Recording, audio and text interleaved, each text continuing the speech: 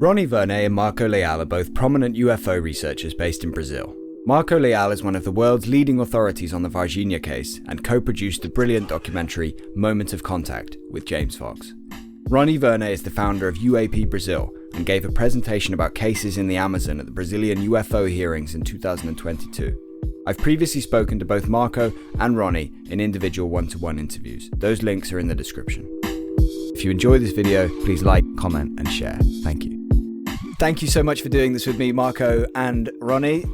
To kick us off, Rony, could you talk about some of the latest developments in Brazil regarding the UFO issue? So some of the latest, political updates or disclosure updates, or what's happening really?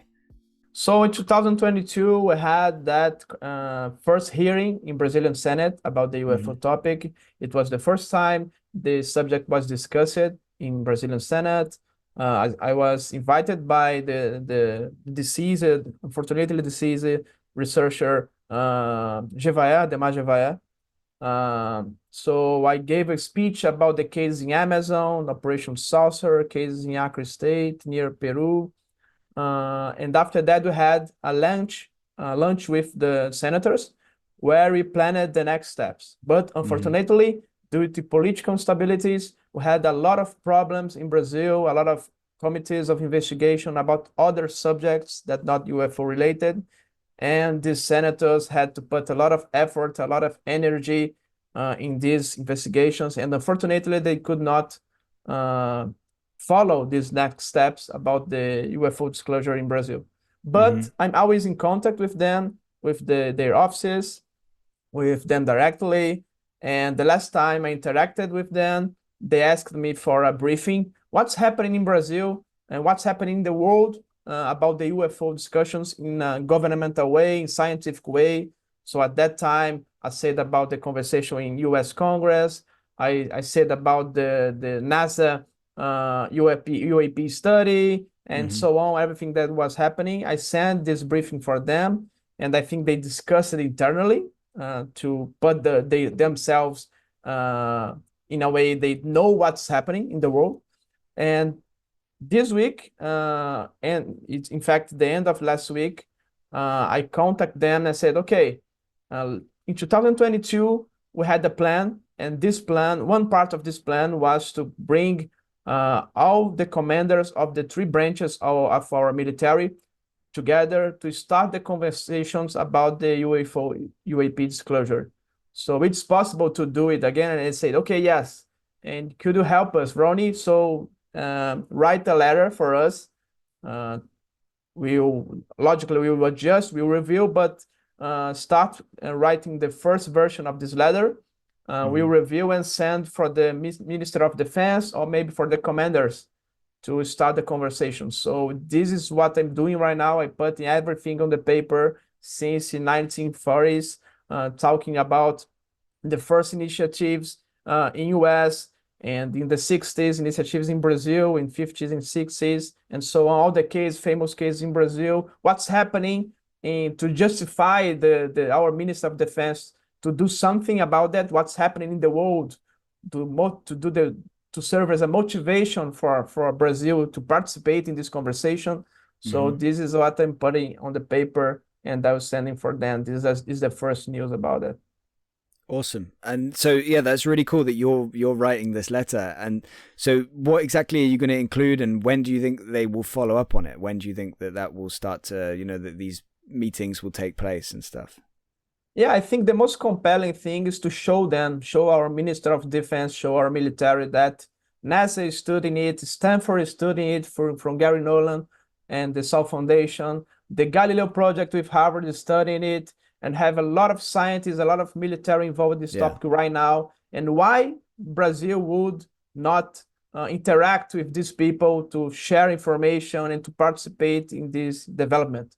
There's no reason for that. So this is what the most strongest motivation I put in the paper is that our congressional efforts in US, right now they are talking about establish a subcommittee to investigate UFOs with authority to get information. So all this stuff will be put in the letter to convince them that's important to Brazil to participate in this effort.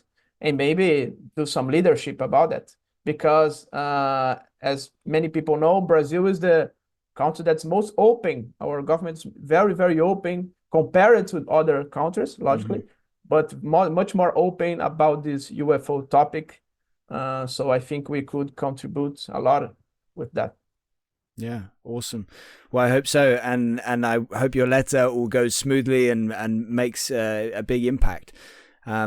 Marco, is there anything you wanted to add to that? What, like in terms of the kind of current landscape situation and outlook regarding the UFO issue in Brazil?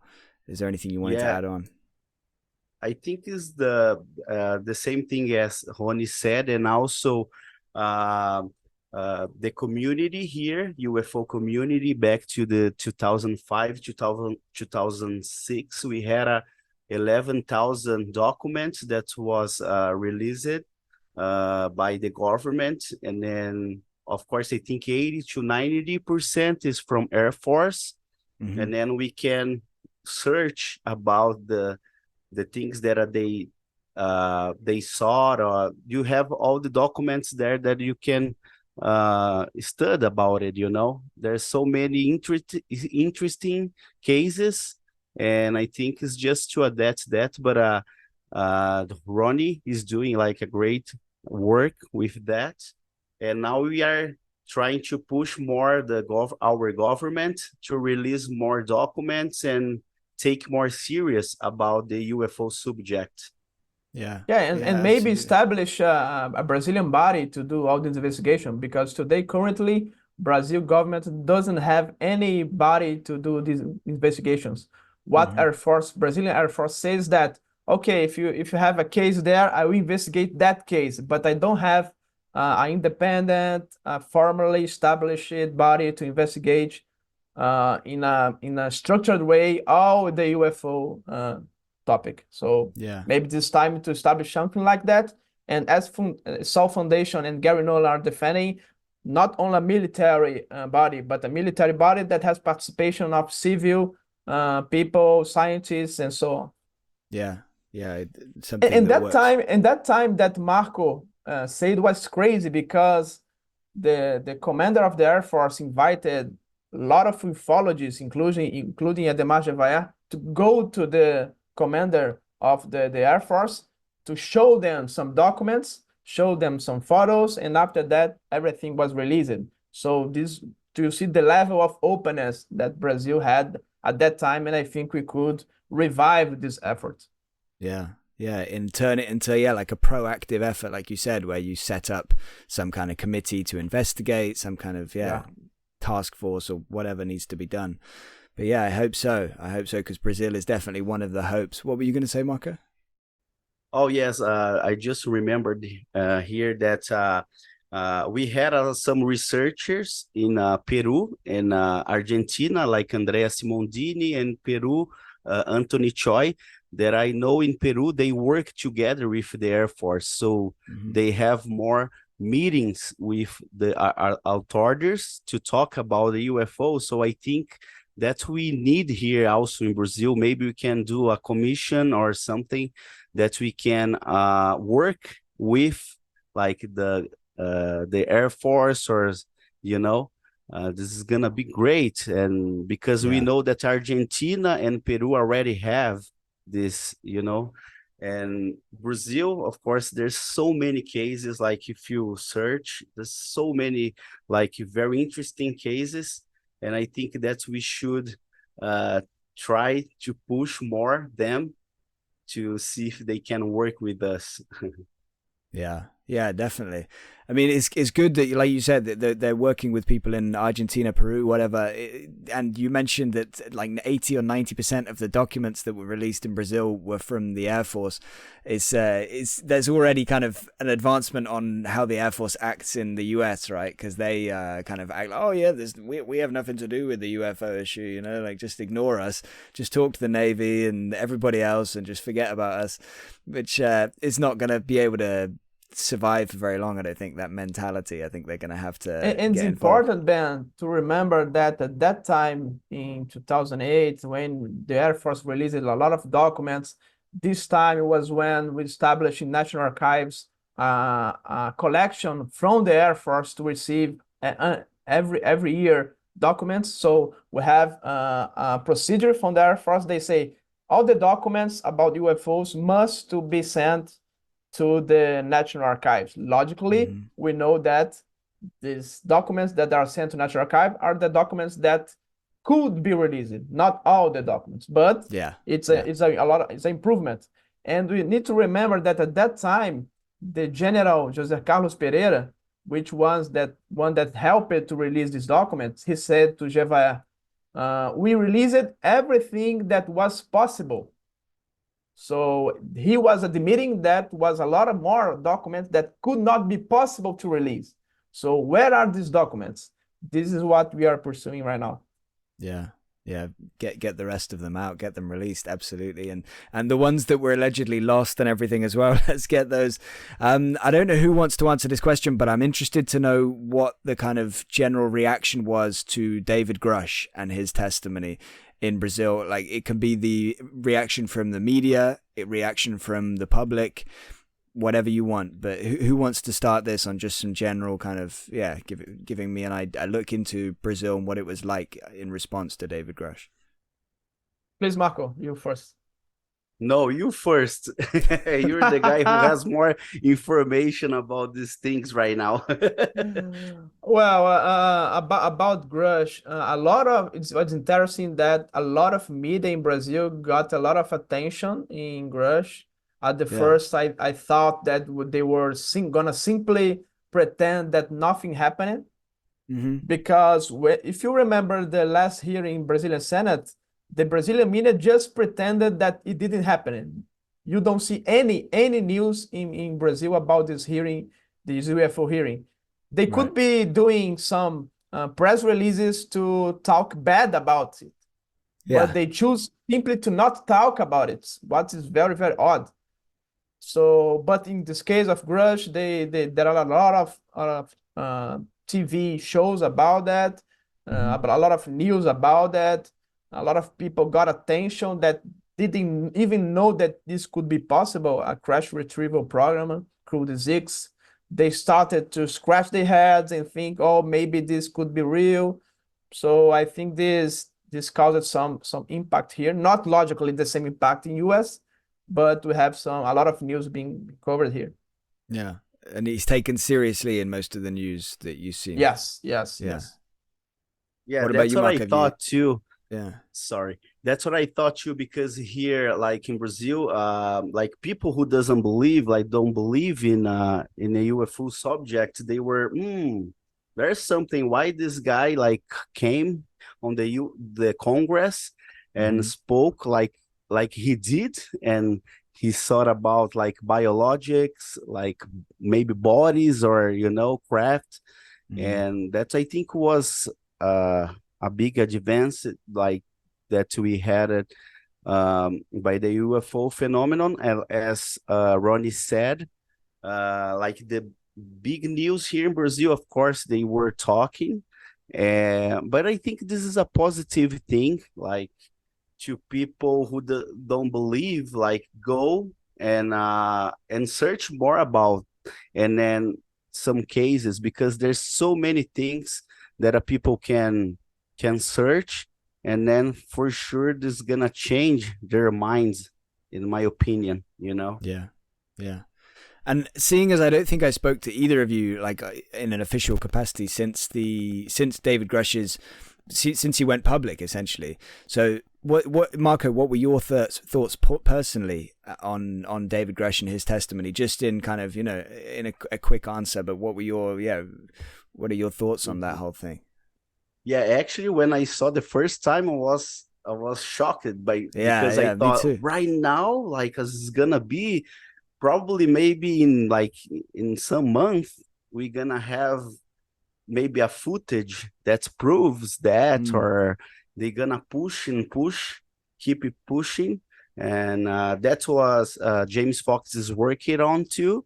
He was like getting all this testimony by the authorities, and try also not only James but all the UFO community, the serious people in US, they pushing But in the beginning, like I was thinking, oh my God, probably like in 1 month or 2 months, we're gonna have something that can prove to the world that this is true, But it's not like that right now. We are waiting for, I don't know, what's gonna be the next steps, Yeah. And I thinking I'm seeing this personally because people send me comments in Brazil. I'm seeing that people is very, very impatient. They're losing the patience about that because they are saying, oh, they are just saying words without Yeah. showing any evidence. Where is the photos? Where are the videos? But people has to remember that we had 8 years of secrecy about this topic. And this is the first time that someone with some witnesses that swear to be telling the truth to the Congress, to the Inspector General, they are showing evidence for them because these evidence are classified. But people in Brazil, mainly that doesn't know how it works in the US, people don't know that all this evidence is classified. If they simply show them, like Snowden and others, whistleblowers, they simply go to the jail. So they cannot show this. So I think they're doing the right way. I think we need to copy this way of doing things. That's the legal way to convince the politicians, to talk with the military, to start a conversation, to establish laws. And with these laws, it will be possible to declassify things. So people are sometimes, they don't have patience to wait for that. Yeah. Yeah, I agree. I think it's not just in Brazil. I think that's all over the world that people are a bit like, oh yeah, it's more, words, give me photos, give me video, documents, give me the proof, but as you said, it's not that simple, unfortunately. I wish it was, but it's not. And yeah, the progress that's been made in regards to this issue in the last 10 years, it's crazy, right? Like if you go back 10 years to 2014, like that's still 3 years before the New York Times article and everything that's happened since, like NASA getting involved, these, Gary Nolan becoming public, David Grusch, so many different things have happened since then to legitimize this topic, this issue, and to have it taken more seriously. Ronnie, just quickly, what were your thoughts on David Grusch? Like when you woke up on that, I don't remember what day, Thursday or something, and you see that this has all happened. Like what was your reaction? What were your thoughts, and what do you think now? Yeah, at first everyone thought that, oh, he was just one more whistleblower like others in the past. But the difference right now is what I said. He's showing evidence for the Congress, showing evidence for the Inspector General, signing documents stating that what he's saying is true. Because if it's not true and he's signing it, he's go to the jail. So this is the difference right now to the other cases. I think this is what people need to understand. This is why I think his statements are very compelling and are true. And other thing, he's not alone. There are a lot of people with him, for example, Colonel, and other military, other like Louis Elizondo, like Chris Mellon, that are supporting him. Yeah. So I think this is what people also need to understand. Is not one guy alone throwing things on the wind. Is a group, is what they call the controlled disclosure group. So it's very well structured, as I'm seeing. So I think this time is different.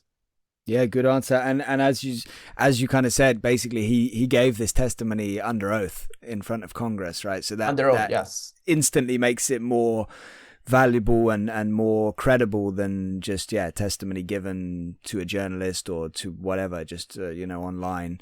Like he's doing it in a setting and where the politician said, for example, Ana Luna and other Moscowitz, he gave the names. We have the names of the people that work in the program. We have the names of the locals where this crash reverse engineering program took place. So he gave information, and now the politicians are going to investigate that. Yeah, and we still don't hear anybody coming out and saying, "Oh yeah, David Grusch he lied to us," or the stuff he said is not checking out, or it starts to seem like it's going to go nowhere. Like nobody's coming out really from the government and saying anything against David Grusch or his claims. So the fact that there's been silence on there, or not silence because there's still stuff in favor, but the fact that there's been nothing negative is a positive in itself, I suppose. What do you guys think? Again, whoever wants to answer first, maybe I'll see if Marco wants to answer this one first. What do you think 2024 will hold for UFO disclosure in Brazil, the UFO topic in Brazil? And do you think there is a realistic chance that Brazil could beat the US to disclosure? Like they could disclose that whatever they're going to disclose before the US? Yeah, that's it's a hard question because like Rony said, like I was like I didn't have too much patience, like to oh my God, I thought they're gonna release more things. But actually, we have here in Brazil a commission, UFO commission, that it is working with a law that access. How do I say in English, Rony? It's a law. It's like the Freedom of Information Act. Mm-hmm. It's the equivalent to US FOIA, the Freedom of Information Act. We call it a little different, but in the end, it's the same. Yeah. Okay. And then we know that Army, they were involved in Varginha cases. So now in 15 people, we are now trying to speak with some authorities in the Congress to release some documents that we found from the Army, because we know the Army is the hardest organization that don't speak about UFOs. I remember when we had the opportunity to interview José Carlos Perreira, that was the brigadier here in Brazil, and then when we asked about like Varginha case, he was saying, I don't have any information. You should ask the Army organization. But he had a high position, and for sure he knew it. Like without cameras, he was talking to us that something happened in Varginha, but he couldn't speak like about it. And he just said to us, "Oh, I just can say to you guys that 2% of UFOs, that we have 2% of things that we think it is a UFO, but we don't know what is the UFO. We just know that is a incredible technology. They can fly like we don't have an explanation to say how they fly. It's very weird technology, and that's what we are trying, because we had this moment that was very important since 2020 when Elizondo was talking about it, and then now we have David Grusch and other people, and then now I think Brazil needs to keep trying to get these documents, and because we know that there's some authorities here in Brazil that they like the UFO subject, and then also Rony, he had a chance to speak with a senator here that he takes serious about a UFO phenomenon, and probably he can talk a little bit about a Girão that did in a Congress, a speech in a Congress, like he invited some UFO researchers to talking about these things. Right, Rony? Yeah, Eduardo Girão is the senator that's the leader of this initiative. It's the one that I talk most is with him. He defends a lot the transparency about this topic. And as Marco said, that our army is equivalent to the US Air Force in terms of UFO that's secrecy. What I was thinking. Yeah. They simply don't talk about it.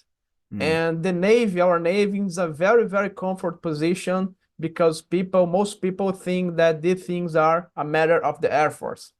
So when people starting to be more aware that UFOs are much more related to our oceans, to our rivers, than to the air by itself, so people start to pressure the Navy, and I think the Navy is our branch that know more about. It's my feeling. It's not a concrete.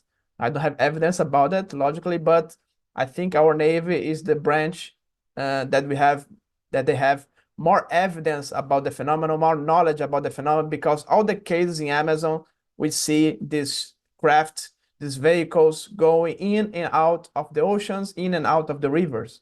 So I'm sure they investigated that. Yeah. Yeah, wild. And do you think personally, like I might have asked you this last time we spoke, but based on all the latest information, do you think there's a realistic chance that Brazil would or could beat the US to disclosure? Or do you think it's just not going to happen? I think because of our past of transparency, our culture of tradition of transparency about UFOs, I think it's possible. But on the other hand, the Congress in US, this controlled disclosure group, they are a lot more advanced in these conversations than in Brazil. So I don't know, because of that, they are doing this since 2017, this group of started with Elizondo and Chris Mello and increase the number of people like Grusch. So I think in Brazil we are a lot of steps behind the US right now. They surpassed us, but don't know. Maybe these efforts with the military could right now, tomorrow, release documents we said, like we did in 2008. We don't know. It's unpredictable, but I think it's possible, but I think the probability is low. But it depends how this letter that I'm helping to write, how they will receive that.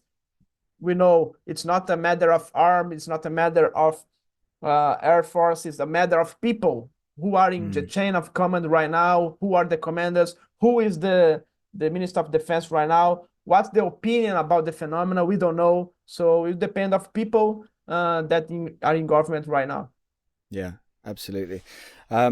And I was just, if they were to release a photo of a craft or something, that would, and they confirm that it's authentic and everything like that, that could be considered some kind of disclosure, I guess.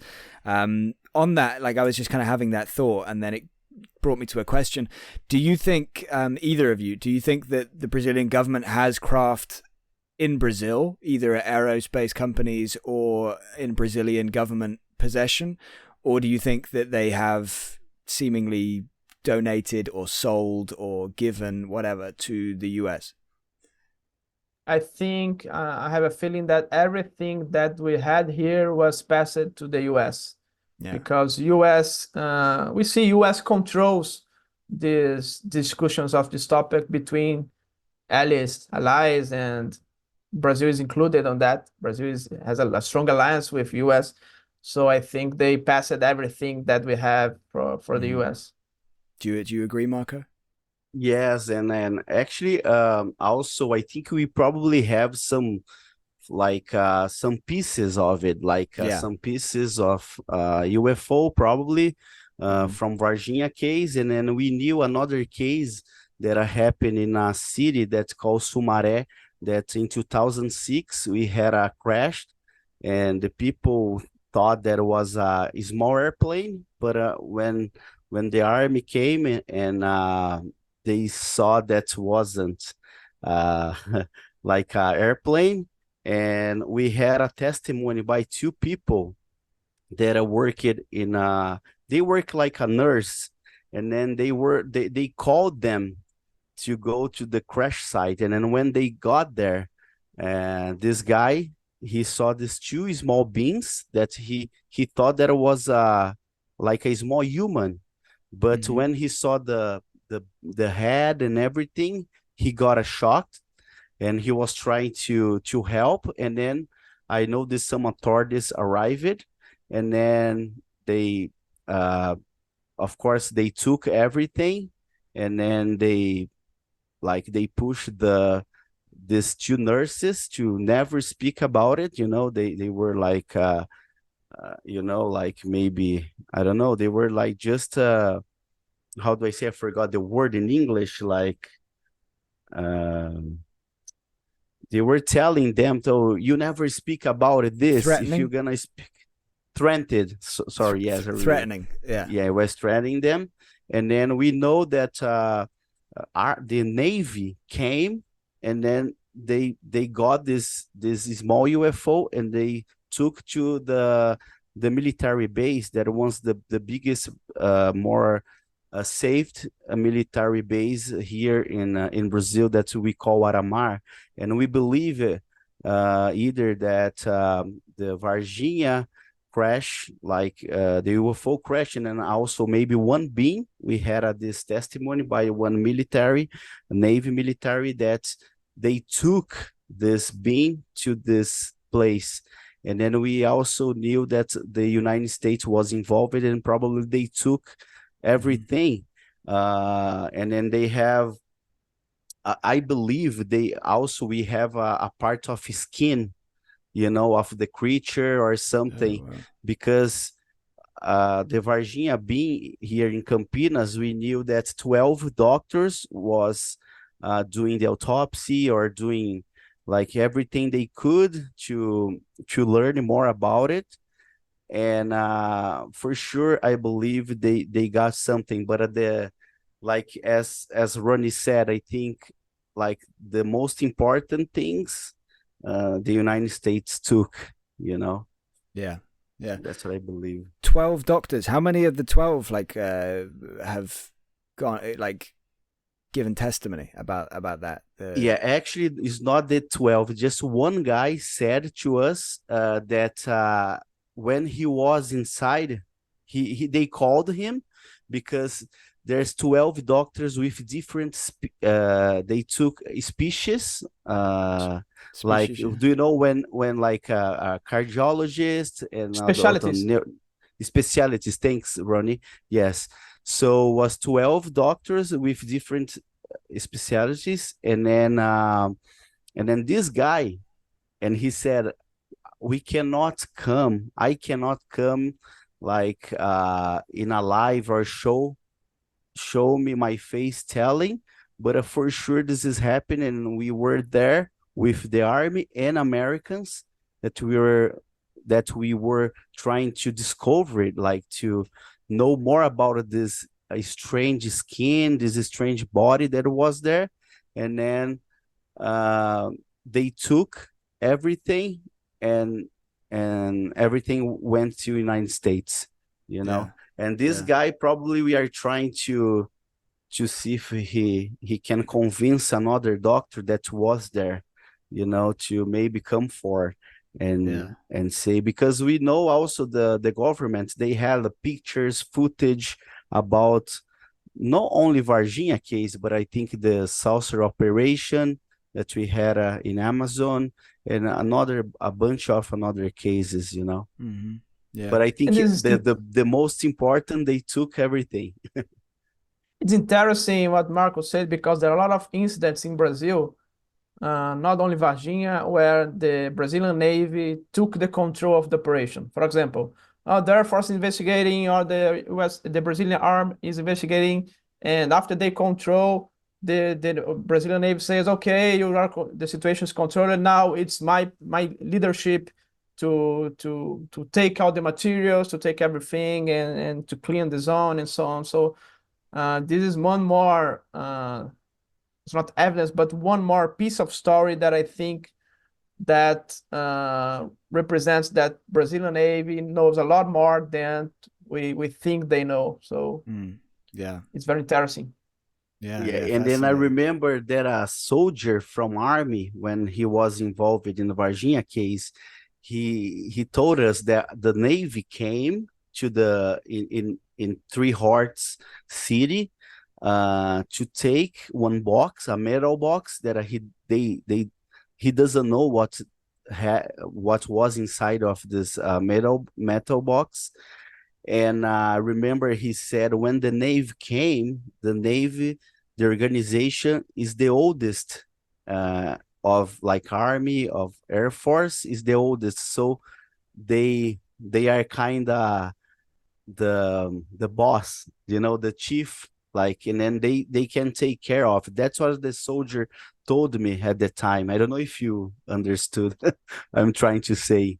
Maybe Rony can explain better. And it's interesting that yes, one more example that the U.S. Navy came and took things, but what is interesting is that the U.S. Navy is conducting a lot of projects in the area of nuclear research.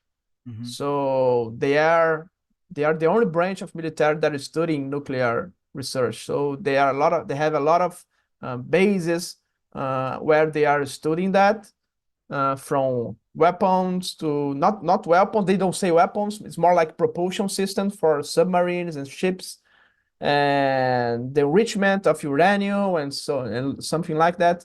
And all these projects has a lot of partnership with France. All these Right. projects of the submarine, the ships come from France, and we have a partnership of technology transfer. So maybe it's a hypothesis. UFOs are visiting these nuclear sites because we know that the UFOs has a lot of correlation with visiting nuclear sites in US. So Yeah. don't know if they are managing this nuclear waste and this nuclear fuel. Maybe UFOs are visiting, and they have a lot of more evidence about this visitation, these incursions, and this one aspect that I think the Brazilian Navy would learn more about the UFO incidents because they are managing these nuclear projects. Yeah. That would be fascinating to learn more about that if we can get some cases about that, like the nuclear connection in Brazil. Are there any cases that are currently like declassified in Brazil that links the UFOs with the nuclear stuff? I tried to get information from our Freedom of Information.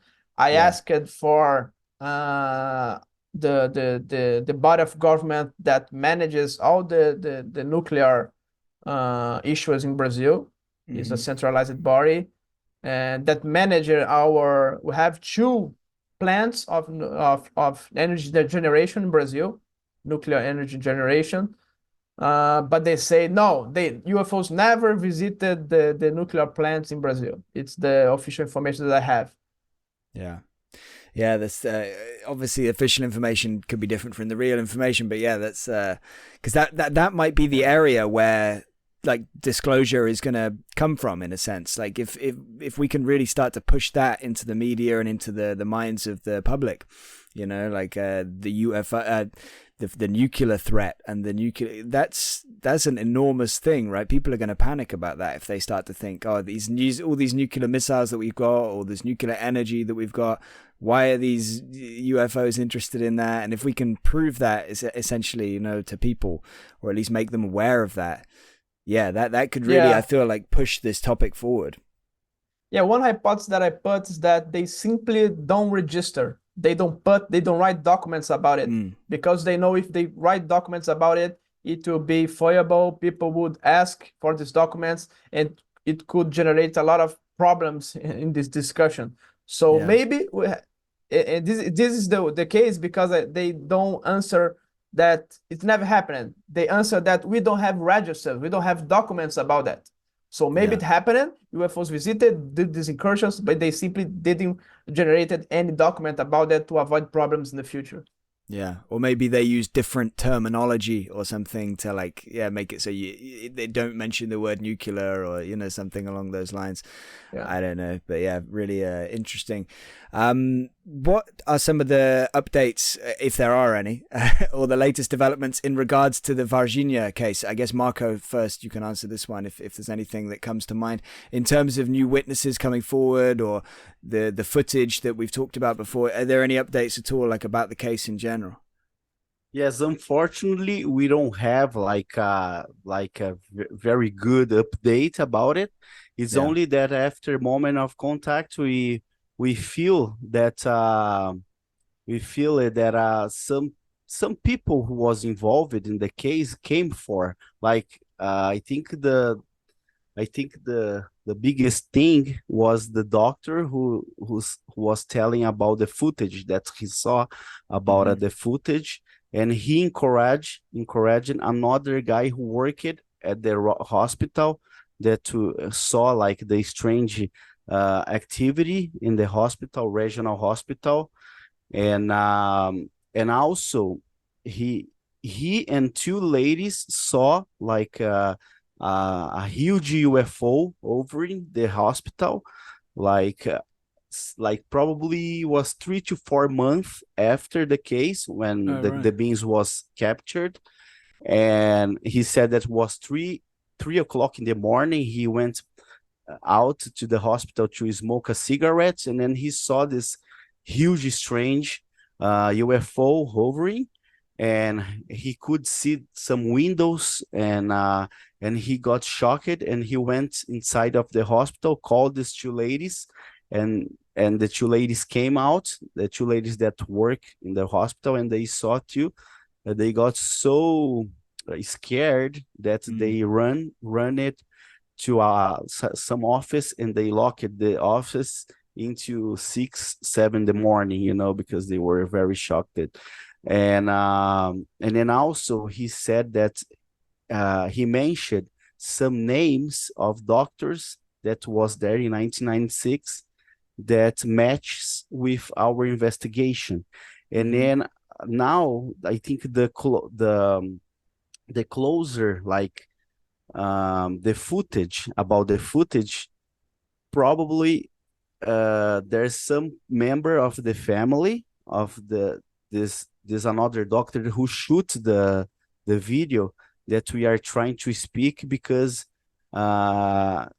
this member of the family probably is interesting to negotiate, because we knew that a lot of fake news came to the media in Brazil. Also, we had like I think 1 month or 2 months ago, we had a footage that people released it, but it was like a doll.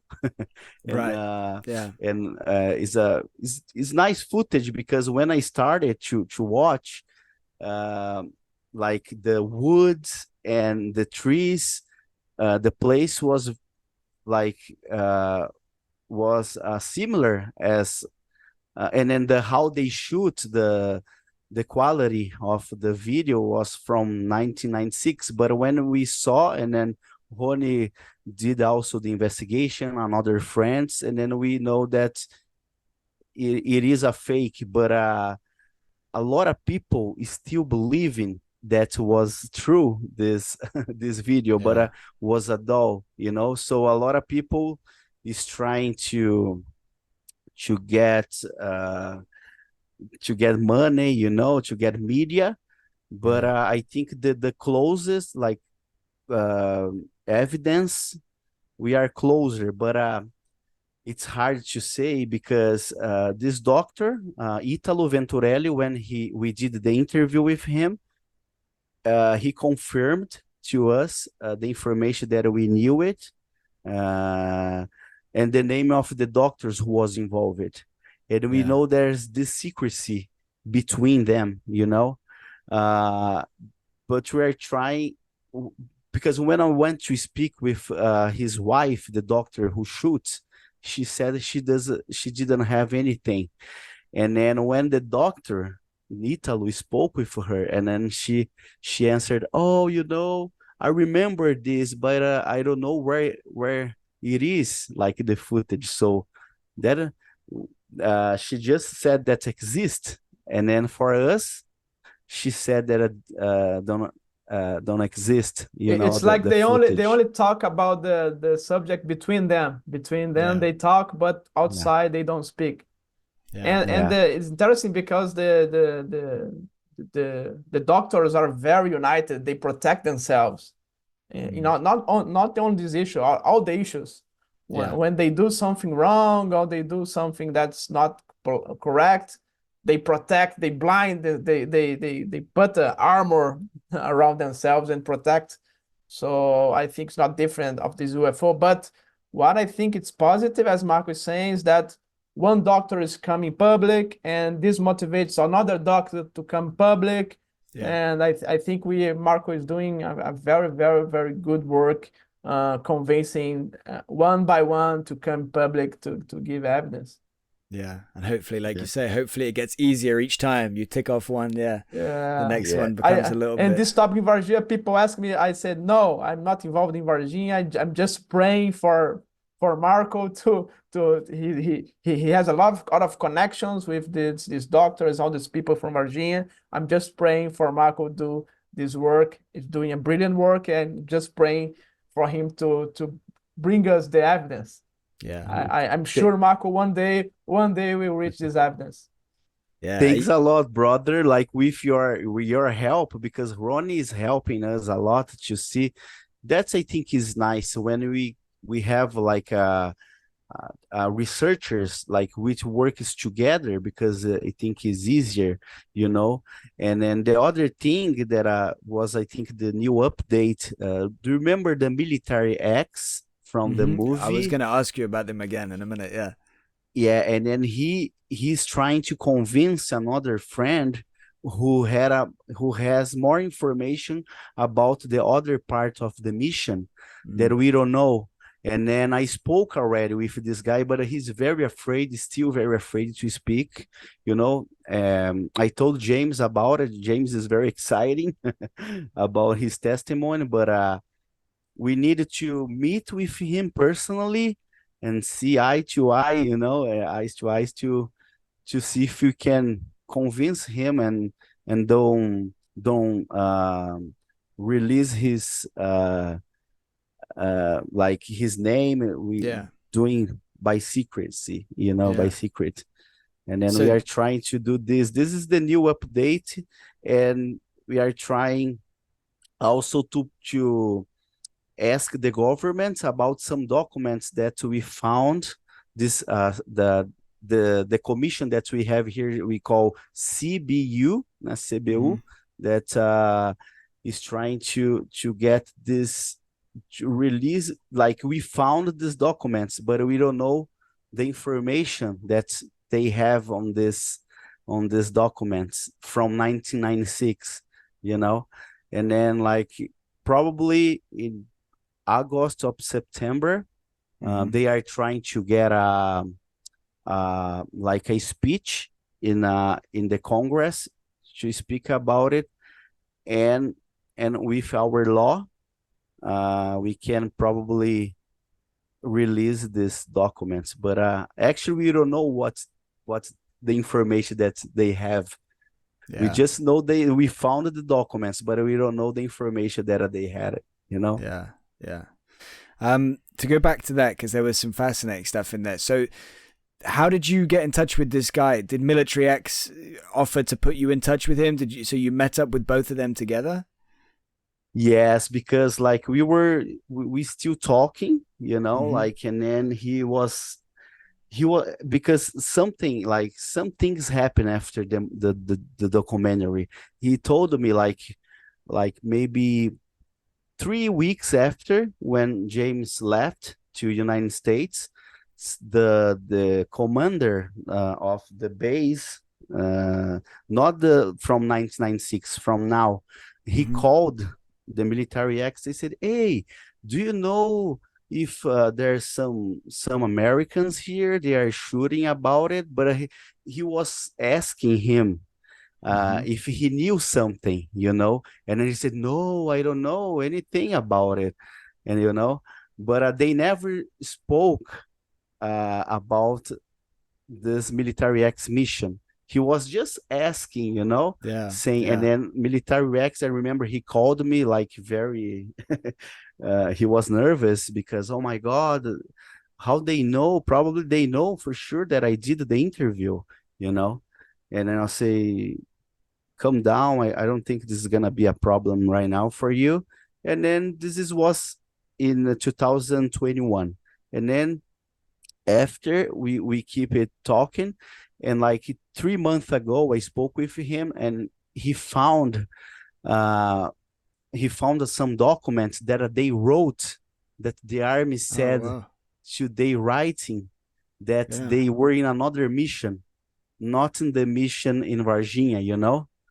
And then why they gave this these papers they sign it to prove that they were in another mission, that we are trying to get this document too, to show to the public, because this is kind of another evidence, by the case. And then he was talking to me about this new military who knows another part of the mission that happened in Varginha, because we just know maybe 40% what happened in Varginha. And then we want to know, of course, more and more. And then probably this new guy, he can bring us another informations about it, Now I am waiting and to see if this guy can talk with us.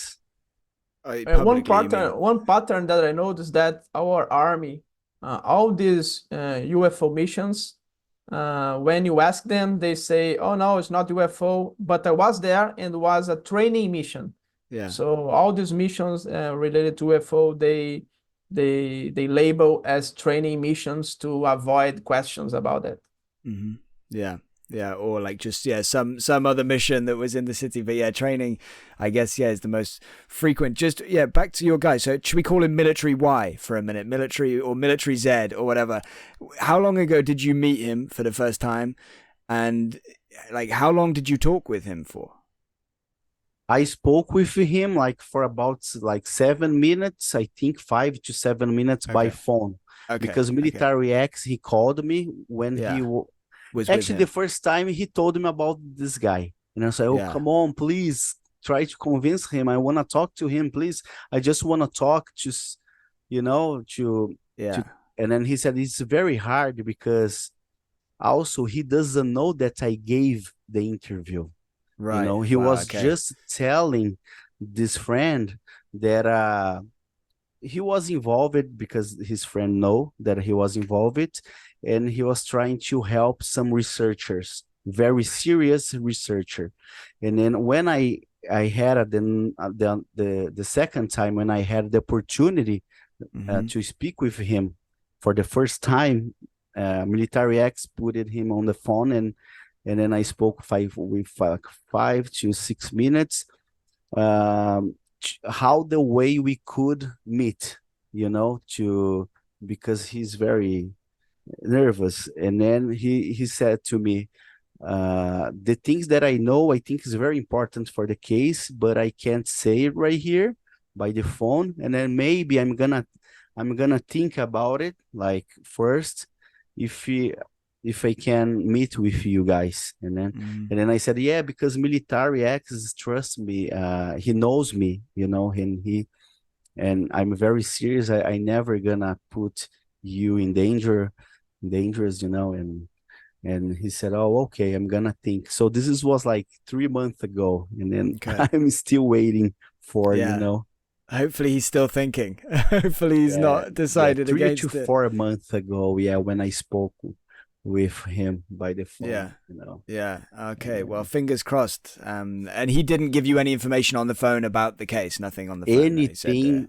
No. I'm very curious about it because it's another part probably of the mission, Yeah, exactly. I would have loved to have heard any little details if he said something, but fingers crossed he comes back to you soon, and fingers crossed he's happy to talk, or, maybe in the same way as Military X, or maybe no camera, but even just to give his information to you, that would be at least something.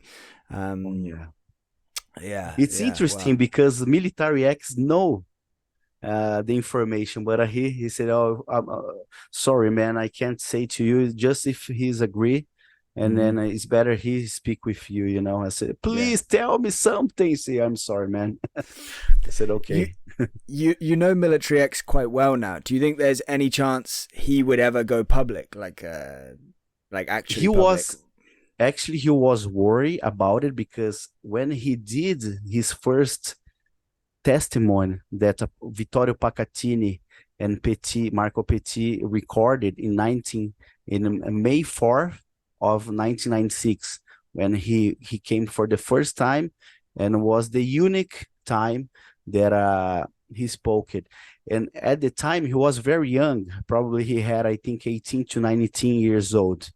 And he said, oh my God, I'm kind of worried about it because when I recorded in 1996, they have all my, my face on camera, my speech, and then do you think can be released like by the UFO researchers? I said to him, I don't think so, because they still have this footage, that your interview, but they did a deal with you, and I don't think they're gonna broke this deal, and then I hope nobody can get a copy and put in public. And that's what he was very worried about it, because was at the time, and he gave the names of his general, his captain, and other people who worked, and his tenant, lieutenant, that was the guy who did all the organization of the mission at the time. Actually, we spoke with him, Olímpio Vanderlei dos Santos, and it's funny because he said, "Oh, maybe I can meet with you guys and answer some questions," but after he didn't want to meet like personally, and he just said, send us some questions and I can answer you. And the first question, of course, he denied everything, but the first question was really interesting because we asked it like, you said that's never happened, the Varginha case. And then he answered like, I never said that nothing happened in Varginha. I just said that my team wasn't involved on these things. But when we keep it like ask another questions, he denied everything, And but we have the information from a friend who lived in Three Horts, that was like a community friend, that he knows a lot about it and he can't say. And then maybe before he died, like he could like write some article or a book to tell the people the truth, But I actually, as Rony said, they are this kind of militaries, they are very serious, like I'm military and never gonna release anything, like die hard. And so Marco, just a quick question after that. Do you still have confidence that the authentic video or some authentic video of the being or beings or whatever will surface somehow? Do you think you're going to get a hold of it, James might get a hold of it, or is somebody just going to publish it? Are you confident? How confident? Oh, actually, like some month ago, I was very, I don't think maybe this is, do you know when I had when I spoke with the people who probably has the video, I was very exciting. But after everything, like I said, I was like, I don't know if this video exists, man. But now I'm very confident because when I went back and speak again with the doctor, and he showed me a audio of her husband, his friend's doctor's wife, who shoot the video, and she sent a message to him, telling like that this footage exists. And then I'm confident by the civil part, this video probably is gonna come out, but the military part, I think you never is gonna come out, know. Yeah. Because I remember this doctor said everything was very fast that day. He said some doctors had a small time, like a little time to see the creature right there, in the bed, because the military was. It must have been crazy. Yeah, right? And then he said it was and then they had a look, because this doctor he had a VCR, VHS, like a video camera, and he shoot, and it's more than I think 2 to 3 minutes. This video, and he just can say the details, And the another thing that he said to me after he gave the interview, a lot of doctors was very angry with him, say, how you say that? How you come now and say, because he was the first doctor who came out and say, oh yes, the footage exists, and I saw the footage, and he gave the details about it, and we know and we feel it that he knows much more, and I think he saw much more things that he told us and what he revealed on the interview, Yeah. It's definitely one of the most mind-blowing cases I've ever come across, Varginha. It's just what, and you were saying like, oh, it was a crazy day. Like, it is mad when I try to put myself in the position of the people that were involved in that day. Like all your life you've been a doctor treating people and normal, right? And then one day suddenly they're like, oh, can you come and like X-ray this non-human being? Like, yes. What? Like, that would have been crazy, right? Like, there would have been so many people on that day that are just like in shock, just walking around like not really understanding what is happening. And then also the smell it, like some people talk about the smell there. They needed to close one part of the hospital like most of one day because they were trying to cleaning because the smell, it was so bad. Yeah, the sulfur, right there, that kind of the sulfur. Yeah, it's crazy. And if the civilian video ever does come out, of course, then the challenge of like verifying if it's real, if it's authentic, that's going to be the whole next problem. Rony, talk a little bit briefly about the video that you published on Twitter, and then you were still researching it, and then you confirmed that, as far as you're concerned, it's fake. Marco mentioned some people still think it's real. Are we 100% sure it's fake? Like, what's the situation with that? Yeah, before that, just a little comment about what Marco said about the doctors that saw the video. One thing that I'm working is to have a second hearing that people could come and give their testimony. For example, ask Dr. Italo to come to Brazilian Senate to give a speech and maybe even including more details about what he knows, and maybe convince his colleagues to come to Brazilian Senate. I think this kind of formal event maybe could help people to say, okay, maybe it's time to tell something to the Brazilian Congress, and it stimulate that patriotic energy inside them to speak. So it's something that I'm working right now, and I ask the help of Marco to maybe do it soon.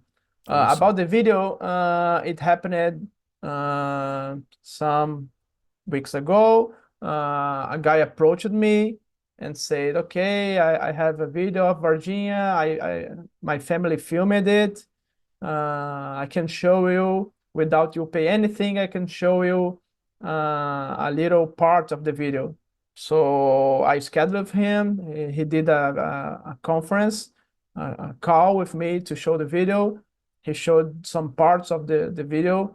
As Marco said, at first glance was very convincing because he just filmed with the cell phone the video, so the quality was even worse than the real one. So it gives us the sense that it was filmed in 1996 from a VHS tape. The environment, the place was very, very like Varginha, like the region where Varginha happened. The doll is very, very good. It's a good work. It's a good piece of art. So at first we thought it could be real, but after that, people send me the video because he showed it for a lot of people. This video in Brazil and outside of Brazil. So I received the video and I could do a very detailed analysis of the video where I identified some patterns of the noise of the VHS, of the tape, the alleged tape. And this noise it was the same of an app, a mobile app to simulate a VHS tape. So it's the same. So it was, and noise is something that's random. It's not possible to create two same noises because it's random. So it was a pattern like 19 seconds. Every 19 seconds we have the same effect and so on. And this it was the same of the software. I contacted the software developer, the software owner, and he confirmed that that tape was in fact used, was done using their software. So, and after that, case closed. And there was, hopefully I was able to immediately do a live, tell all the people. It got a lot of attention here in Brazil, tens of thousands of views of this video. And this helped the people to not pay, because this guy wanted like $100,000 to sell the video. So imagine if someone pay for that. And hopefully I was able to help people to not pay for that, to show all the evidence that this was fake.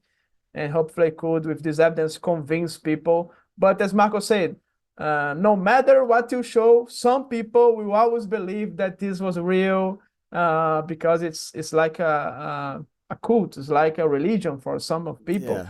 They need to believe. So no matter what you show them, it's the same, for example, when government shows a real video of Varginha. Some people, some skeptics will say the same. No, this is a effort by the government to hide, to call attention for not this UFO issue. They try hide other issues that we have in the government. Oh, it's a smoke gun. No, it's not. So people will always, there's two sides. People that want to believe and people that doesn't want to believe. And no matter what you do, no matter what the evidence, these people will maintain their position. This is the case here. Yeah.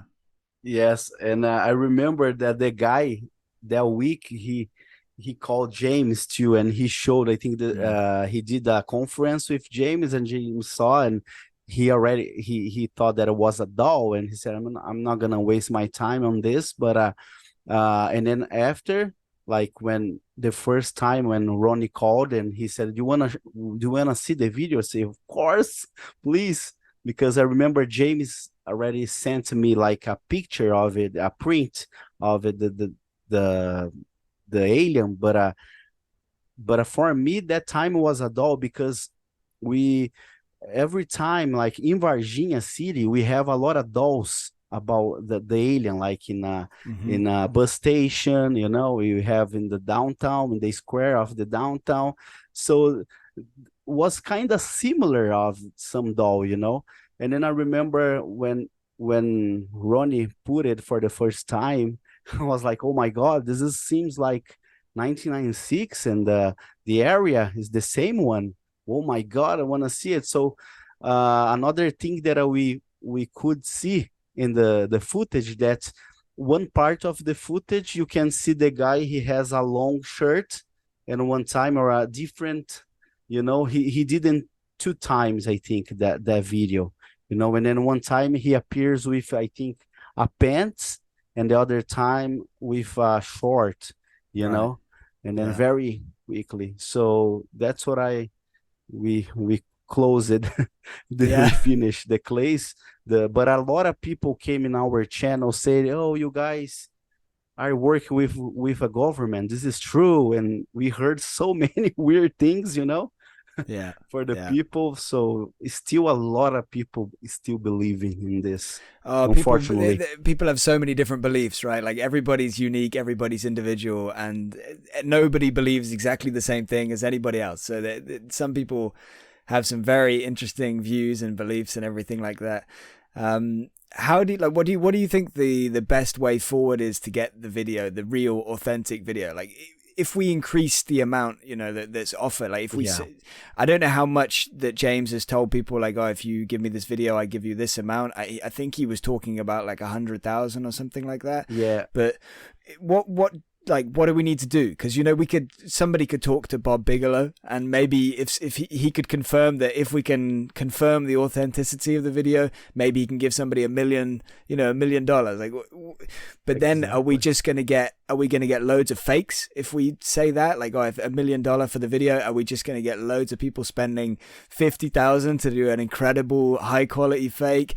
Or is it what we need to do to get the actual footage? Like, what do you think actually can be done? What to get this finally? Yeah, actually, we already offered the $200,000, which is a lot of money in Brazil. It's like more than 1 million. It's a lot of money anywhere, I think. Yeah. And then I remember the lady, because I believe that the footage exists from the sorcerer of this doctor's family, you know, this doctor actually.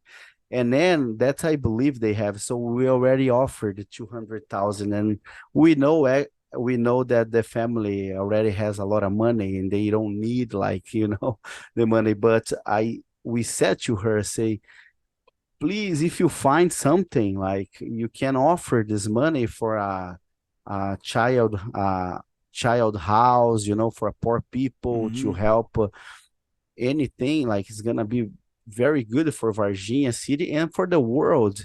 And then she was like laughing a little bit. Oh yes, if I find something, I'm gonna reach you up. But you know, and maybe with Bigelow on another, I know James knows another people who has a lot of money they are offering. And actually, do you know another guy who was trying to help? He's very famous in the United States. He has Logan Paul. You know, Logan Paul? I know of him. Yeah. And his brother will fight Tyson. Oh, really? Yeah, Jake Paul, the brother of Logan Paul, Jake Paul, will fight Tyson. Mike Tyson, yes. That'd be interesting.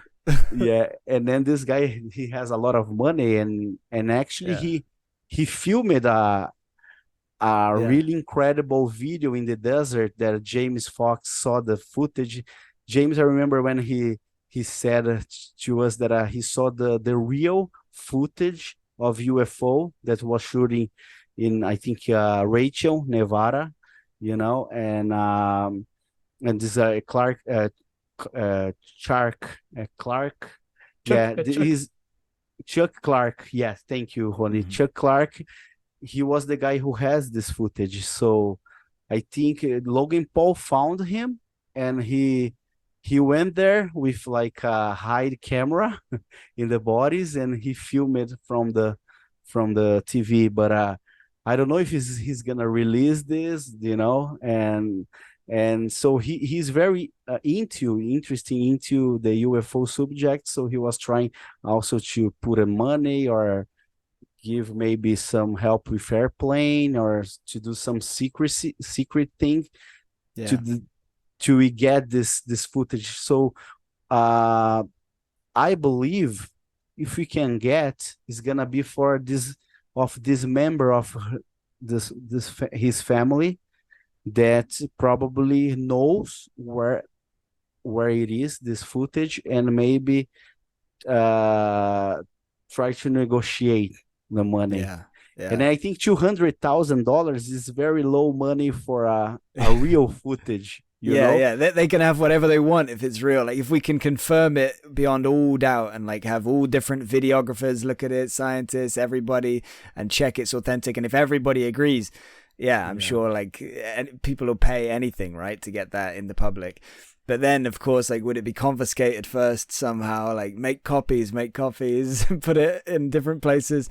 But yeah, it's wild. I just desperately want something to come out, you know, about that footage, because that would change. It would turn everything upside down. That would change everything if we had a footage that people agreed unanimously or close to unanimously was real. Okay, well, fingers crossed. Hopefully next time we do something like this, there will be an update on that. There'll be some authentic footage, or a photo even would be awesome. When we spoke before the interview, or over the past few weeks, I asked you guys to kind of have a think about your top 5 UFO cases, Brazilian UFO cases. I know it's hard to commit to a top 5, and like it can feel like I don't know which one I value higher or which one I think is the more credible case or however. But if you kind of got something roughly put together, maybe you can each run through your kind of list now and say a few words about each case. Either of you want to start? Is somebody raring to go, enthusiastic? No volunteers. Can start. I can start. Probably most of the ones that we will list, it will be on the list of Marco also, I think. So it will help us. I will start in a chronological way. The first one is the Operation Saucer. Some people call also Operation Plate here in Brazil, in Colares, in extreme north of Brazil, in the Amazon region, 1977, where there's vehicles, different types of vehicles, almost 10 types of different vehicles that was registered by the Brazilian Airforce, was chasing people, firing light beams on people, causing burns, causing tons of dozens of physiological effects on people. A lot of people in hospitals of the region. Some people saw the beings that had characteristics of humans, like different humans, not humans like us, inside these vehicles because they approached it too close for people. And the Brazilian Air Force needed to do an operation to investigate that, to calm the population, to avoid the hysteria, because all the authorities, including the police officer, the sheriff, abandoned the city. So the people in the city was very, very afraid of everything, and Air Force was there to investigate. This is very well documented in our national archives, dozens of pages of documents, a lot of drawings of these different types of vehicles that was witnessed directly by the military. We have 2 videos of Super 8, Super 16 that was never released by the Air Force. Maybe was destroyed, maybe was moved to West, we don't know. But they filmed up close a lot of these vehicles, but we have fortunately some photos, some good photos about it. I will relate to another case. It was my top one. Is this case together? I would say the Amazon cases is my top one, because we have these cases also in Peruvian jungle in 2000. At that time, our Brazilian military knew that these cases were moving from Peru, from Brazilian Amazon to Peru and turning back. So they knew about that in 70s, and this happened. We proved that this happened in 2000 when the OIFA, which the investigation body of UFOs in Peru, investigated people being abducted. A lot of people was abducted in Peru, and the military confirmed that. A lot of people was fired by these light beams also, like in Brazil. And after that, it moved again to Brazil in 2014 to 2016. These cases are investigated directly, and I released it with the government hundreds of pages about that. And the good thing that this involved not the Brazilian Air Force, but the federal police from Brazil, like the FBI from Brazil. So that investigated that. And they got a lot of testimonies of people, indigenous and non-indigenous.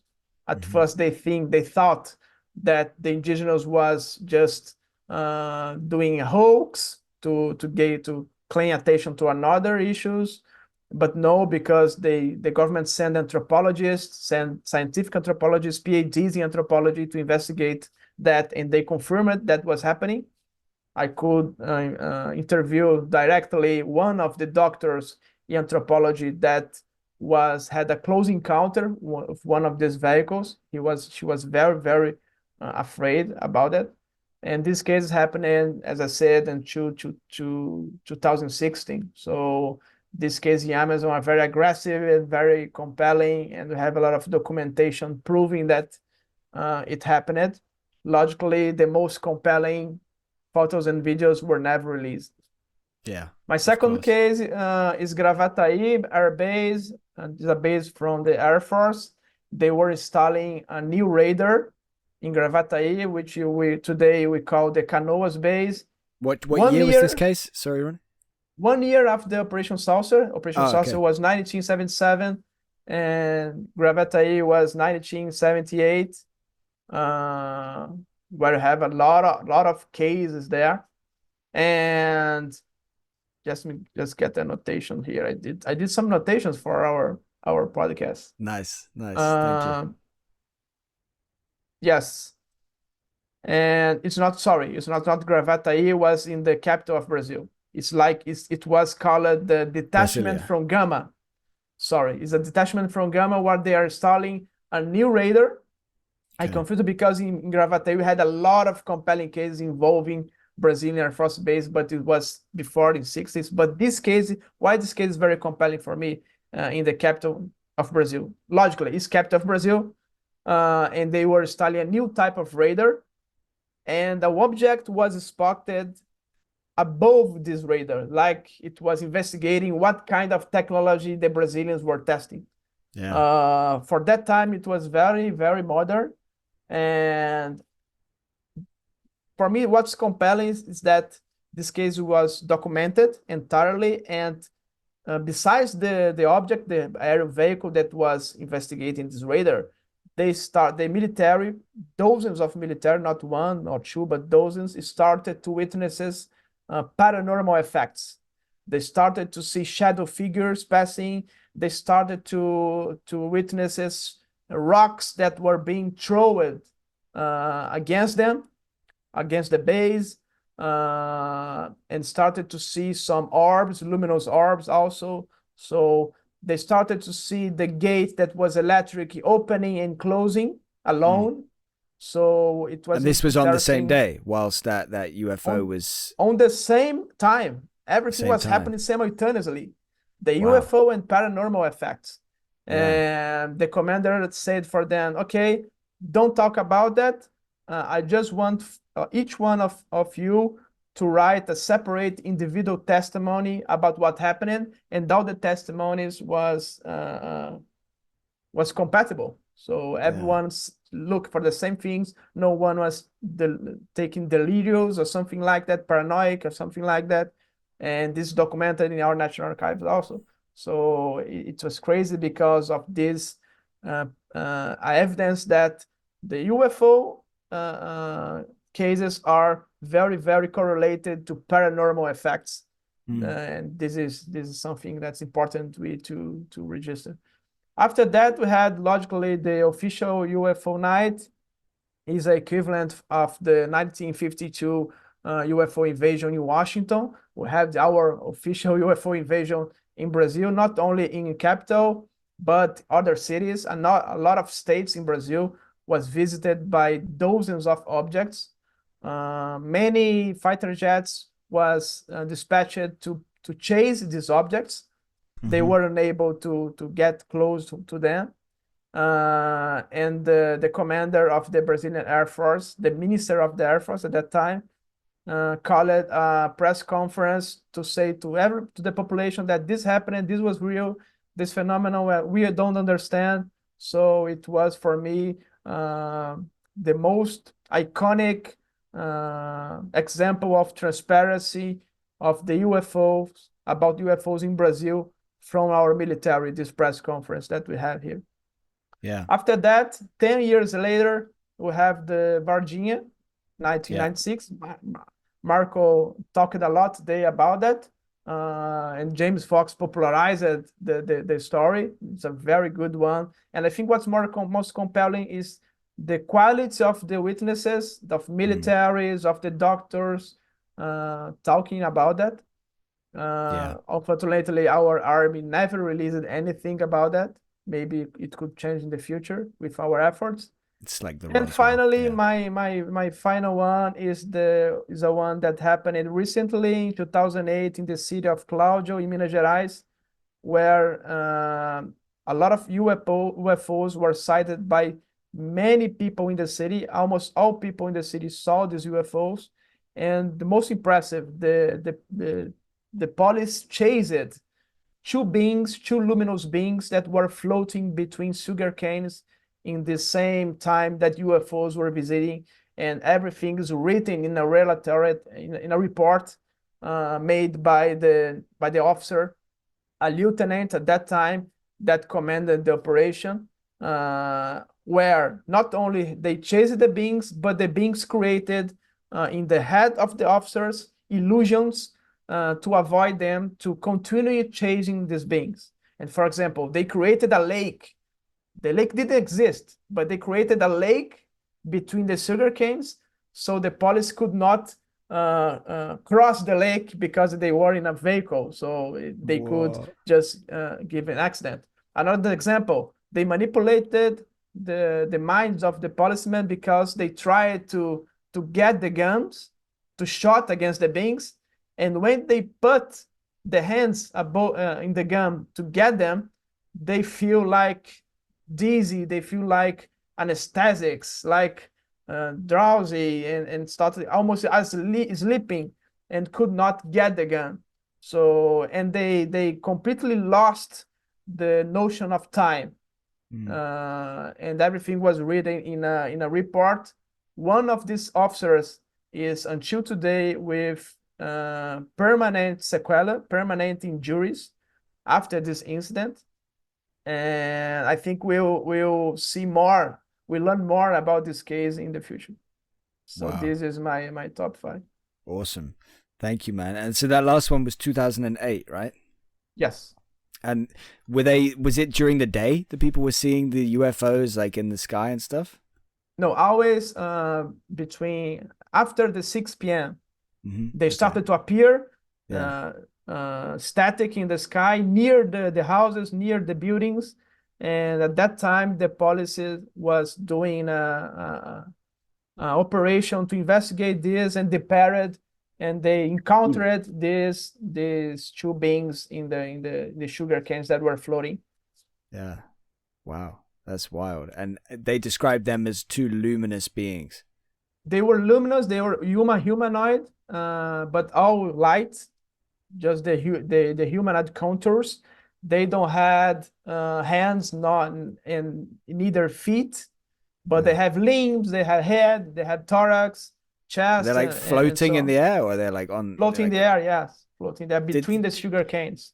Do you think it's kind of like something you saw before? Do you remember that? Yes, I saw something like that in the desert of Atacama in Chile. Was that the thing we talked about in our interview last time? Yes. It was very, very similar to what the police witnessed there. Yeah. Wow. Okay. Maybe just to kind of draw a nice little present it nicely. Maybe you can just go through the 5 again and just say like how people can find them to research them further. So just maybe like the name of the city and the year, or I don't know, some of them have their own like little name. But yeah, if you could just give that kind of key information for each of them, that would be really great. Yeah, Operation Saucer does a lot of information on the internet. People could search. In my Twitter, I posted a video compilation of all important documentaries about that, translated in English, so they could go to my Twitter to check it. Awesome.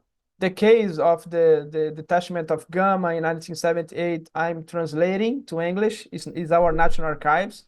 Obviously, people from outside could not reach and do a count in our national archive because only Brazilians could do that. But I will release a translation soon. And so you said that one, the year, just say the year again? In 1978. Yeah, okay, yeah. In 1986, the official UFO night, if people put in the Google also Brazilian official UFO night, do you hear a lot of things about that? Jackson Camargo, which is the person in Brazil that researches it, is the best researcher today about this case to get in contact. He's on Twitter posting a lot of things about that, Jackson Camargo. But if you put in Google, you also can find something about that. Varginha, obviously, you have the reference of document of James Fox that Marco Leal was the producer.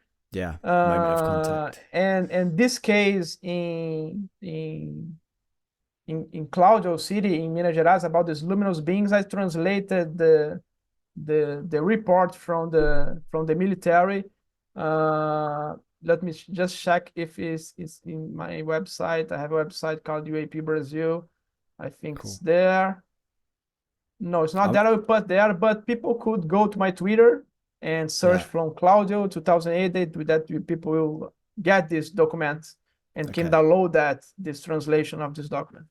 Okay, cool. Well, I'll obviously link to your Twitter in the description. I'll try and link to the UAP Brazil website, uapbrazil.com or... Yes, uapbrazil.com. There is a lot of good things there. Yeah. And if you have anything if you send me some of the specific links, maybe to the Twitter, the tweet, or anything like that, I can put it in the description. But yeah, awesome. Marco, do you want to, sorry, Ronnie? You sent me. Yeah. Okay. Perfect. Yeah. Yeah, Marco, do you want to take it away and go through your top 5 or your cases that you wanted to talk about today? It doesn't have to be, specific 5. It's all up to you. Yeah, actually, I have the three of the best. Rony already talked about it. That was Operação Prato, that happened in 1977. And then also, I believe that the night official of UFOs in 1986 that happened, and Varginha case in 1996, and I had 2 more that I'm working on. It has one that I'm working on that we call Maria Cintra case, and then I can share something here with you just to show you. And also the Chupacabra.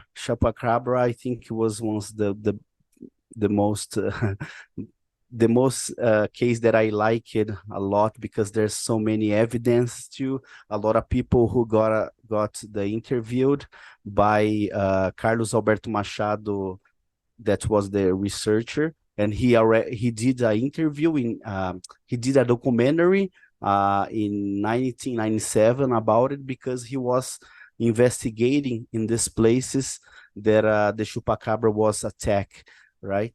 And let me share here just to let me see here, share the screen. I think you guys can see this is the Operation Prato, saucer operation that Rony was talking about.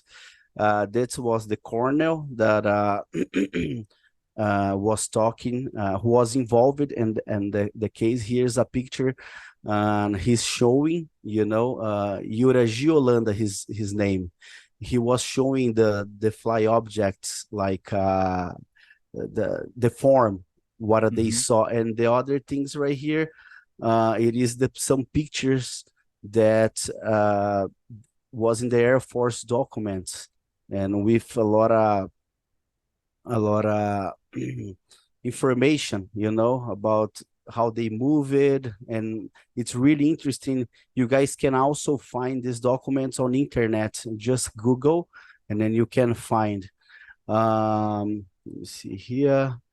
This is when I was there. This is the beach. Let me see here. There you go. Yeah. This is the beach that we call Machadinho Beach, that the Air Force got a lot of sightings. Not only the militaries, but there's a civil people also who saw a lot of stranger activity by UFOs, and this UFOs was looks like they were attacking in the neck some people, that's what they were telling, that it was attack, but we thought that this light was something to search about our immune system or something like that, This another guy here is Seu Rosil, sir. He was the guy who drove the boat. He had all the information of the island, like he knew the island, and he took the the military. He was the only civil person who stayed most of the time with the militaries in the Operation Saucer, you know. And then this sir right here, he was there with Hollanda, the other militaries, and when they saw this huge, strange fly object, and they couldn't see the form. And the funny thing is that he remembered at the time that the militaries, they had like a screen that in a camera, when they focus on the object, they could see in the screen the form of the object. So when you see by your eyes, you can't see the form, you know. And then another thing that he told us that was really interesting was the captain and the other guys, the Colonel Hollanda, the captain at the time, Hollanda, he had a radio and some interruption, like he got some voices, strange voices that was communicating with him by the radio, and they were talking like some word that he didn't know, and he said he was very angry because he said, "Oh my God, I know how to speak like I think 5 to 6 language, and I can't understand this weird language, you know." So I think they were trying to talk with them. That's what the Rosil told us when they were in one place that the militaries they did when they did the Sky Watch, you know, the investigation, and they got like all this kind of pictures. I think you guys can see very strange forms of these objects. And the one in the middle at the top looks a little bit like you know, one of the 3 videos released in 2017 that the US government kind of put out. It looks like, I think it's the gimbal one, the one that rotates. Oh, you know? Yes, exactly. It looks kind of like that, right? Yes, looks like. Very and similar. This right here was on the lake, in the river there, that was like a strange object too. And this is some documents about Airforce documents about the case.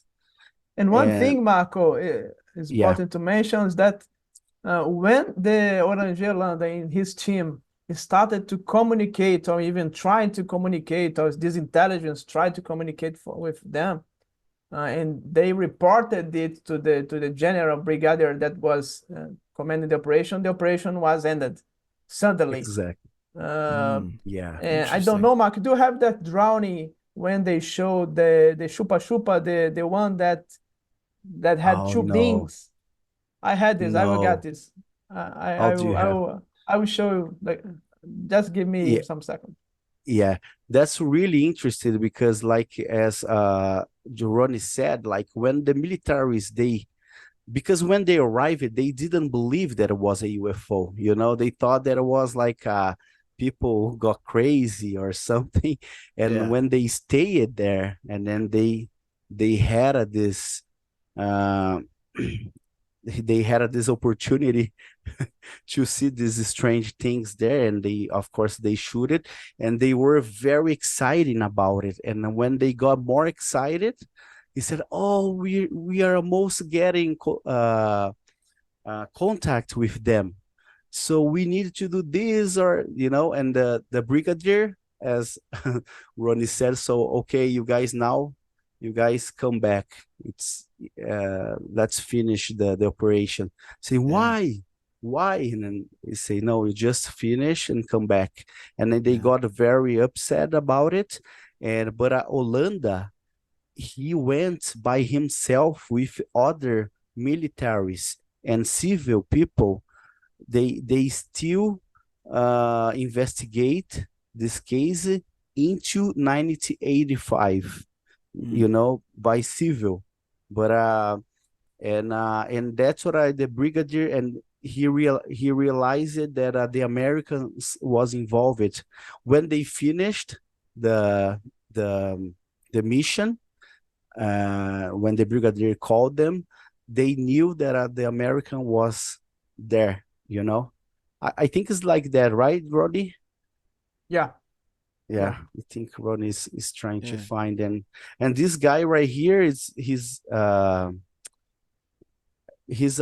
witness that really interesting testimony that he's very simple guy, you know. It's and then he said that when they saw this strange objects that was attacking, he said they got so afraid, and then they had they bought some fireworks, and then when the UFO was over in them, they got the fireworks and tried to to attack the UFO with the fireworks, you know. Good luck And with then that.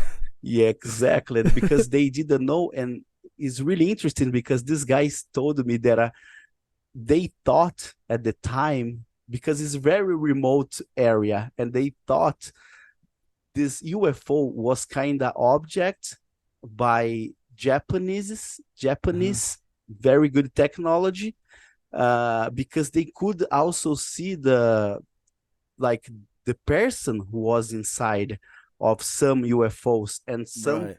some of like a being, but they like a human, but they had like a Japanese eye, looks like, and they said, oh, these guys want to steal our blood because our blood is very good. And that's what they thought at the time. They never thought that was like, that's what he told me already, you know? Yeah. Wow. And it was really That's interesting. wild. Let me see. And this guy right here was attacked. This is still alive too. This is Sir Newton Cardoso. I think Ronnie also, you met him, right? When you went there, Ronnie? No, I met Sylvia. Sylvia was one of the victims that had a permanent sequela. Some of the victims, for example, like Newton, had permanent sequela, but light ones. For example, some difficult to move, difficult to walk, difficult to do some labor and something like that. But Sylvia that I visited had a permanent sequela very serious. He had like a brain damage, and he started to had like something like a mental regression, and today is like a 60-year 70-year old woman that behaves like a child. So very sad what happened to her. It happened with other people also. Yeah. When you My say gosh. sequela, do you mean is that biological effects, or is it something? It's a permanent damage. Okay. Okay. Permanent damage. Yeah. Yeah. Yeah, it's Wow. incredible. And this guy, he was attacked in the neck right here, you know. Like light he was wa- shot his neck. Yeah, the light shot in his neck, and but he was sleeping. He was in his wife's, at the time, was a girlfriend house, and the city which called Mocajatuba, which is like very near of Colares Island, and then he was laid down, and he just was sleeping, and he felt like a very hot atmosphere, you know. And then, but he didn't see, so the people who was in the house feel it too, this hot atmosphere, and then they wake it, and they came to him, and they saw when the light was here, and say, hey, come on, Newton, wake up, wake up. And Wow. but the UFO, that was really interesting, because the UFO was over in the house, and the light came like between the roof, you know. The roof was trespassing the roof, and attacked his neck, and he was the guy. He said to us that he had the mark right here for like, maybe, I don't remember if it was 10 or 15 years. Now you can't see anything. But the other girl, I think Ronnie, I don't know if you met this lady who still has this damage in her It's skin. Aurora. Aurora is Aurora. the famous victim that was depicted in all the. I don't have a photo here. I have one here. I I can don't have show it. it. I will Yes. show it. Let me get the Let me screen. stop sharing, and then you share. Are you seeing here? Yeah, we Oh got it yeah. now. Yeah, this one is Aurora. It was the most famous witnesses. This photo, he was being examined by the doctor. Is that And where you she could got hit? Where the Yeah. guy's most pinching her skin? women was hit on top of the breast, and okay, look this light removed parts of the skin of the people. It's like a biopsy or something like that. And this was very compelling. And this one I visited, this one is the family of the Sylvia. Sylvia is here showing how she was affected by the light beam. The light beam came through the window and affected her. And unfortunately, this was the woman that had a permanent damage in the brain and today behaves like a child, a very sad situation. And the drowning that I was mentioning was this one. This one is the drowning of the military, showing what many people, including the doctor that attended all the people, witnessed. That is the cylindrical craft with two beings seated. And people say these two beings were like a different type of humans. The doctor says that they were brown skin, very brown skin or olive skin people with very, very blonde hair, or something very, very different. And this was other photos. Some Marco already showed. This second top on the right, it has some small spheres that they call it the daughter craft from this mothership. So this mothership released these small spheres, and the military was able to capture this moment. Wow. Maybe they could be orbs, but yeah, interesting. Yes. Yeah. Are there any other cases that either of you wanted to talk about quickly? Either a UFO case or some kind of other, paranormal, anomalous case of something else? You mentioned Chupacabra earlier. Is there anything, any cases you wanted to just quickly talk about? Yes. Yeah, I don't know if Marco wants to talk about the case in Linz, Maria Cintra. Yes. I think I saw. I love this case also. It's this case before Marco, where Marco shares. This case was investigated by its most famous case, I think, investigated by Sioane, which was the first official body of investigation here in Brazil. We had some other informal bodies, but this one was official. I'm using the T-shirt of Sioane here. Nice, yeah. Sioane from the Brazilian Airforce. So Marco could explain about it. Yeah, you can also help me here with something. And then this case happened in 25th of September of 1968, and it was like around 4 to 5 o'clock in the morning, and she heard like a noise, and that she thought that it was a car that arrived at the hospital, because this lady right here, she lived in a hospital because she worked there. She did all kinds of things there. She cooked for people. She was attendant and a very serious woman. She because people who worked with her said that she didn't like to talk a lot. She was very more like quiet person. And then so she heard this noise, and when she was in the first floor, and she saw by the window like a lady in the door, like knock the door, and she thought, oh, this is maybe she wants to come here, like to do some procedure or something.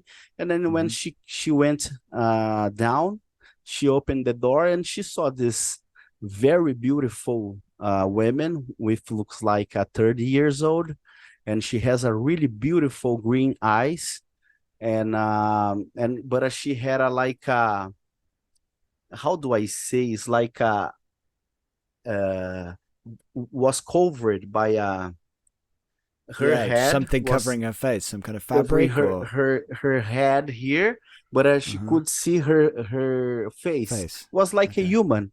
And Yeah. then she, because it's very small cities, is that she's a very was very simple. She said, "Oh, what do you want?" Like, and then the lady didn't answer, said nothing. She just was like, and then she thought, because this lady had a like a bottle and a glass like in her hand, and she thought, I think she want a water.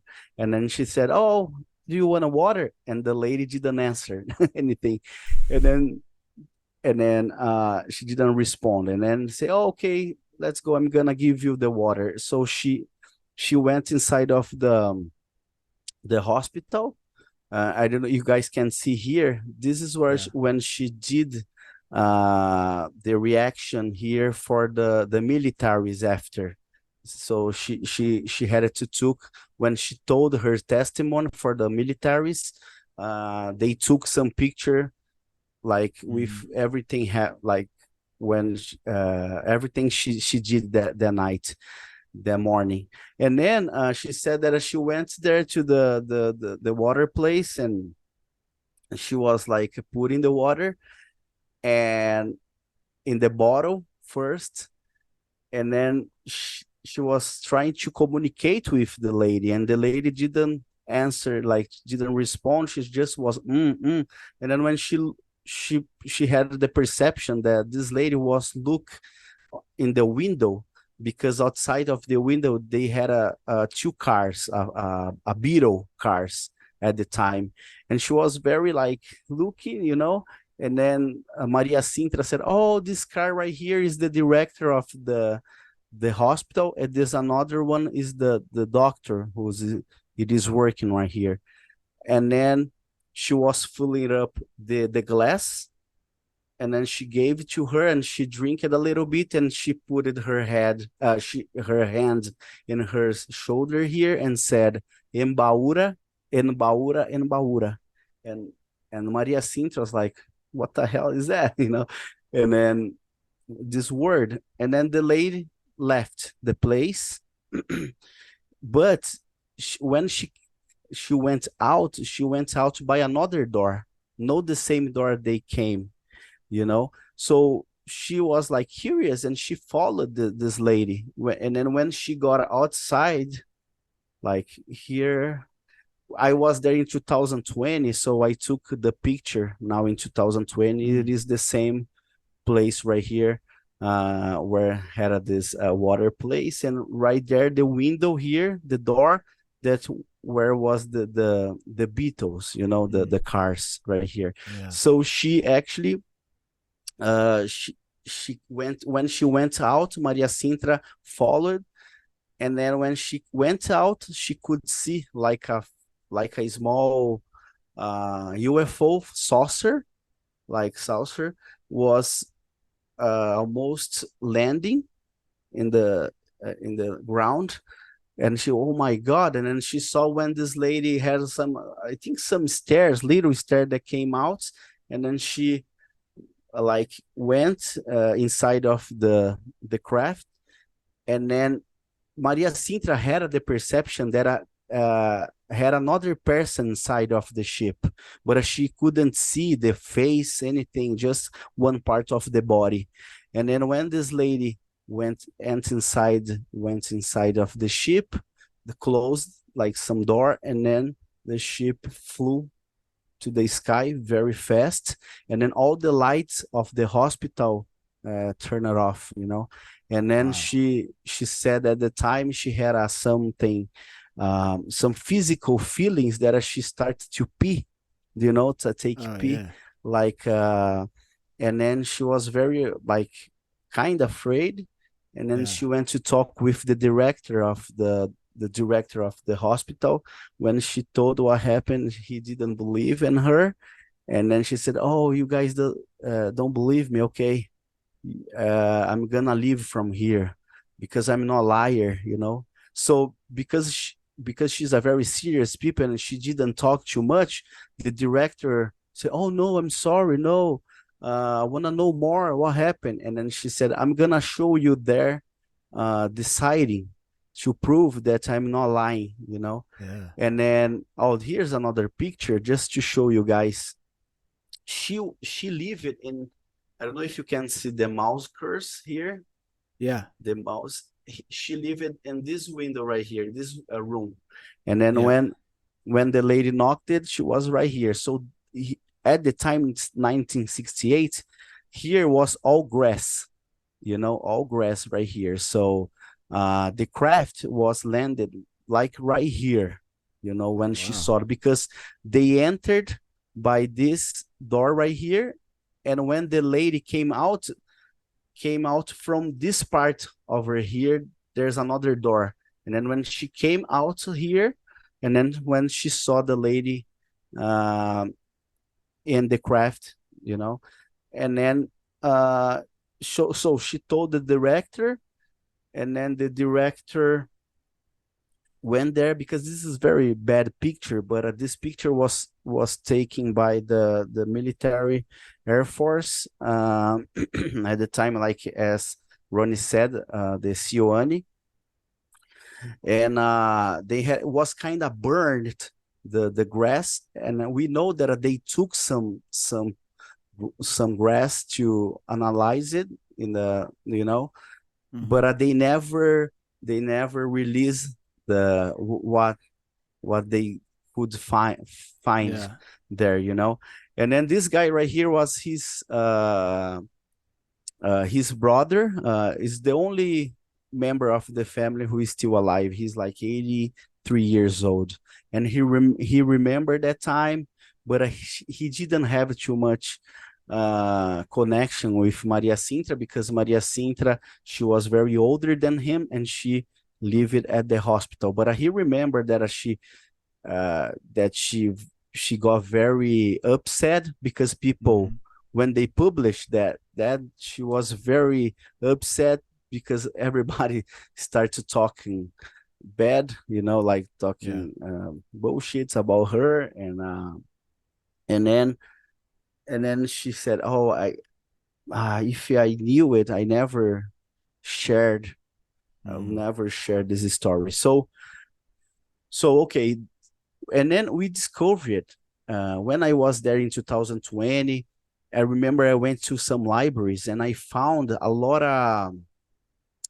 of newspaper from 1968, and then we could see there was a lot of sightings of UFOs at the time. So a lot of people was reporting the newspaper, and then was happening another cases in the same city or in the remote place of the city, you know. Yeah, and if you get the report from the Sioane, this Board of Investigation in Brazil, you'll see a lot of cases in the city of Lins that was registered by Sioane, and people, and not only she was being visited, a lot of other people were being visited in the city by these beings, by these crafts. So this is something. Wow. And when you see a case in 68 with something like a human being, a case in 77 in Operation Saucer, another beings like a human beings, but a little different beings in terms of color of hair, color of skin, color of eyes also. And I started to remember when Elizondo said we need to rethink what is the meaning to be human, because there must be different types of humans with little modifications, so different species of humans. So this is what I remember when I see this kind of cases here in Brazil. Yeah. And he also said another time, like something about mankind's, right? Like plural. Different mankind's. Yeah. Different mankind's. Yeah. Yeah, exactly. That's, And then I remember that then I spoke with her nephew. She gave me an interview here, and when she was talking, that she remembered at the time when like a lot of media came like to interview her, and she didn't want to do any interview. And the militaries from Air Force came to ask a lot of questions, like as Rony already said. and they said to her doing a draw, you know, what she saw, like things like that. And then also I interviewed, I don't know if you here, no, this guy right here, he was the speech of the unique radio at the time in 1968. So he in the interview he told us that at the time he received a lot of calls from local people, locals, telling that there's some like balls, fire, big balls that was flying in the sky, was like falling the cars inside of the city. And he thought, I think people is crazy, but he said a bunch of people was calling at the time that were seeing strange sightings. And then he started to believe it, and then happened the Maria Cintra case. And then also they did a big interview with her and with another person which called Turibio Perreira, which was another person who less than 1 month later of the Maria Cintra's case, also he saw a craft that was landed in and then he saw 4 human beings, but with different dress, you know, like very different, and was very simple guy too, you know. He said also that looked like one type of a car that we have in Brazil at the time. I don't know if car manguia, he said. Car manguia is a type of one car here that he said, oh my God. And then I saw this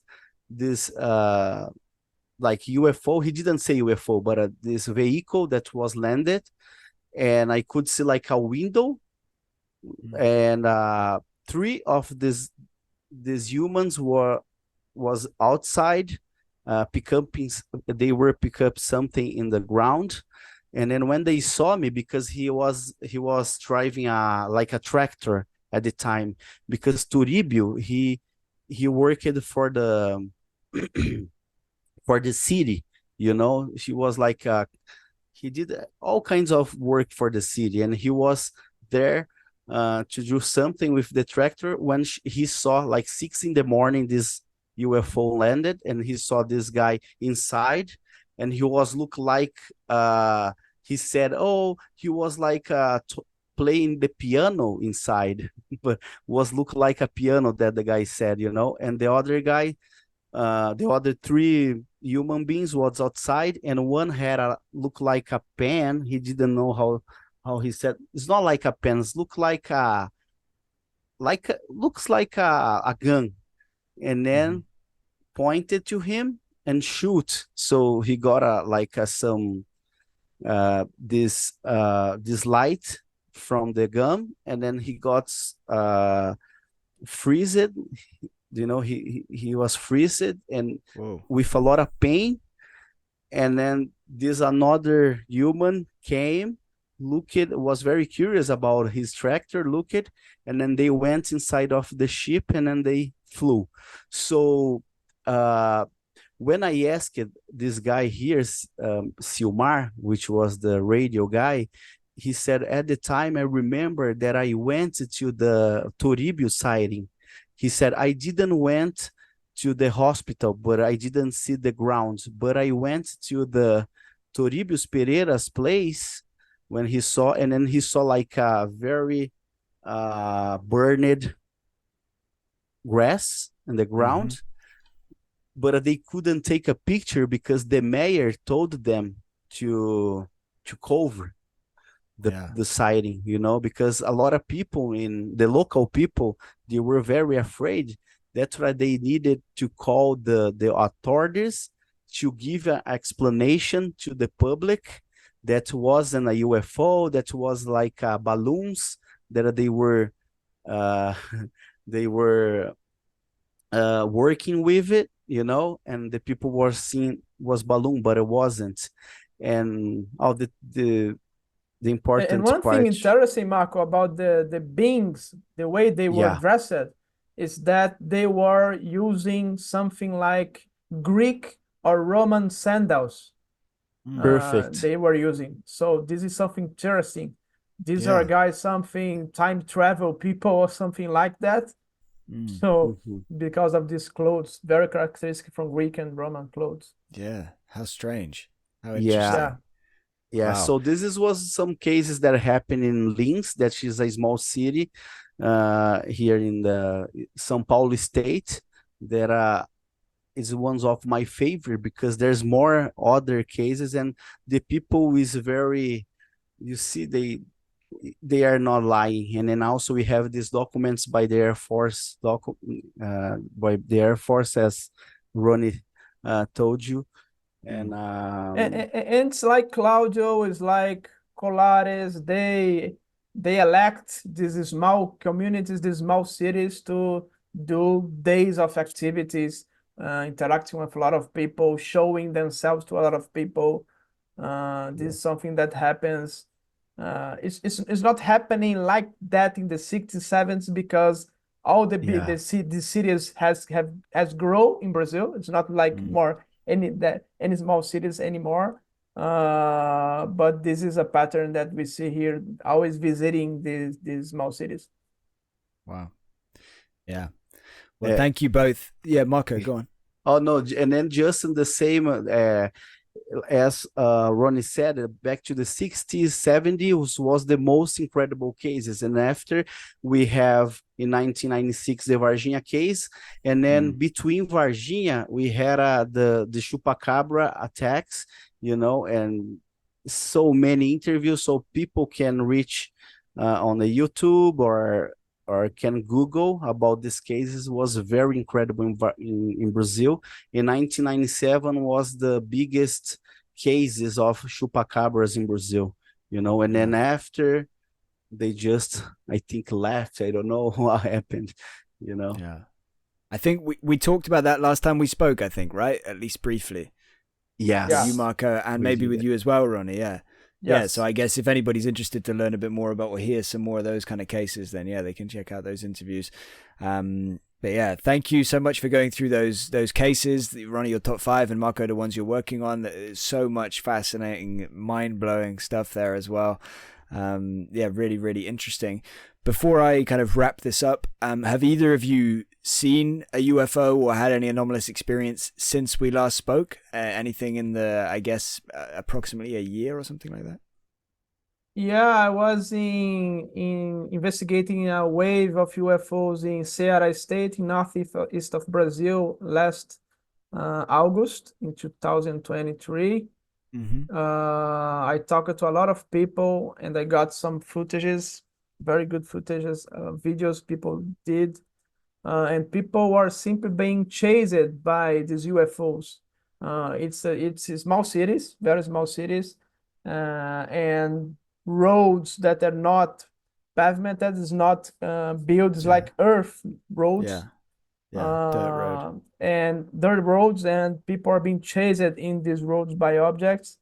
And I traveled by car all this region. I covered more than 2,000 kilometers of region. And in one of these places, it's interesting because it's a place where it's one of the few uranium mines in Brazil. It's a local that's very visited by these UFOs. I was in the road. It was 3 a.m. In the morning. So the start of the day, I was doing some observations to see if I could see something, and I could not see anything. But when I was going back to my hotel, I was seeing an orange light in the middle of the road, and I said, no, I didn't see nothing. This is just a pole of light, because all the pole of lights in the tier of Brazil are orange. So I said it's nothing. But when I come by car, closer, this thing absolutely increased in size. So it got almost the length of all the road. It's like 3 meters in length at minimum. And it started to change in a degrade, like from orange to yellow to red, passing through all these colors between these colors. So not simple, just orange to yellow. It's a degrade. It's like orange to almost yellow to maximum yellow to reach the yellow. It's like and after fluid. that, like fluid, yes. And disappeared. There was no time to get. My camera was by my side. It was seconds, like 10 seconds. I just got, oh my God, because this getting bitter instantaneously. So this was something that it was only thing that I could see in this travel, 1 week travel, but was very, very compelling because it was in front of me. Yeah. How far away do you think it was? I was maybe 2 meters, 1 meter, maybe, because I was passing by car at 40 kilometers per hour, 20 miles per hour. So in a very dirty, very bad road. And when I started to be aware that no, it's not a light pole, it's something different, it's middle of the road, it simply disappeared. Oh wow! So it was like right in front of you, and then it's just gone. Right in front of me, yes. Yeah. Wow. Yeah, that's crazy. Marco, have you had any experiences since we last spoke? Any sightings or anything like that? Unfortunately, no. I didn't see anything. I did some sky watches, but nothing as that I can say that was you know, me neither. UFO. Maybe next time. Yeah, maybe next time. I wish. Yeah. And if anybody listening wants to hear any other interesting experiences that you guys have had, check out my first interview with Marco and my first interview with Rony. Both of them have had strange experiences before, which they kindly shared with me. But yeah, thank you so much for this. I guess I have one last question, Marco, just a really quick question. I can't remember the guy's name exactly. You'll both know the guy's name. High up official in the Airforce, retired Brazil. Carlos Perreira or something like that. Yeah, Jose what's Carlos his name? Pereira. Jose Carlos Perreira. Okay. And you met him with James Fox, right? And you were asking him stuff. He didn't want to say too much on camera. Did he say Varginha happened? What did he say? Because you asked him that off camera, right? Did it happen? What did he exactly say in response to that? Yeah, that's really interesting because like the two times we had 2 times to interview him, one in 2012 and another time we had more time in 2013. So the first time when James was doing some interview, the questions, and then he said, and about Varginha case, can you tell a little bit? And he said, no, I can't say because I am from Air Force and the Army. That was involved, or you should ask the Army. I say, okay. Yeah. So when they turn it off the cameras, I remember he was late for his flight because we were in São Paulo, and he was running to his taxi. We called his a taxi, and it was me and James was following him. And then I remember James saying, hey, doctor, please, brigadier, I know you can't say, we don't have cameras on you now. Just tell us, because we are spending so much money and time on this case. Just tell us if this has happened. And I remember the taxi arrived and he opened the door. And he was like, I was translating to him, and he was like, okay. I said, please tell me only if it happened, yes or no. And then he smiled a little bit and said, it happened. And then went side of the car and left. So then James Fox decided to investigate, to do a documentary, I think, about it. He had the confirmation. And then when we had the second opportunity, he didn't want to do the interview. And I remember we were like insisting, and he was like, okay, but you guys has to come in here. And then we went there, and then James asked so much questions. And then again, when he took the camera, the microphone out, and I remember he had a meeting or something. We invited him, hey, can you go have a dinner with us tonight? Please. I said, oh, I'm so sorry, I can't because I have some meeting. And I remember James said, please tell me here, tell me something, this has happened. And also he said, no, you should ask Army. And say, come on, Brigadier, you have your connections, you are one of the highest position in the Air Force. For sure, you know something. Can you please tell me just a thing about it? And I remember he used an expression that I don't know how can I say in English, like he said like this, like there, like what I'm gonna try to translate that. There's something that save man's alive. There's something that save man's alive. One of these things is keep your your mouth shut. You keep your silence. I was like, oh my God. And then he rendered his hand, he was shaking his hand, and then James was like, what he said?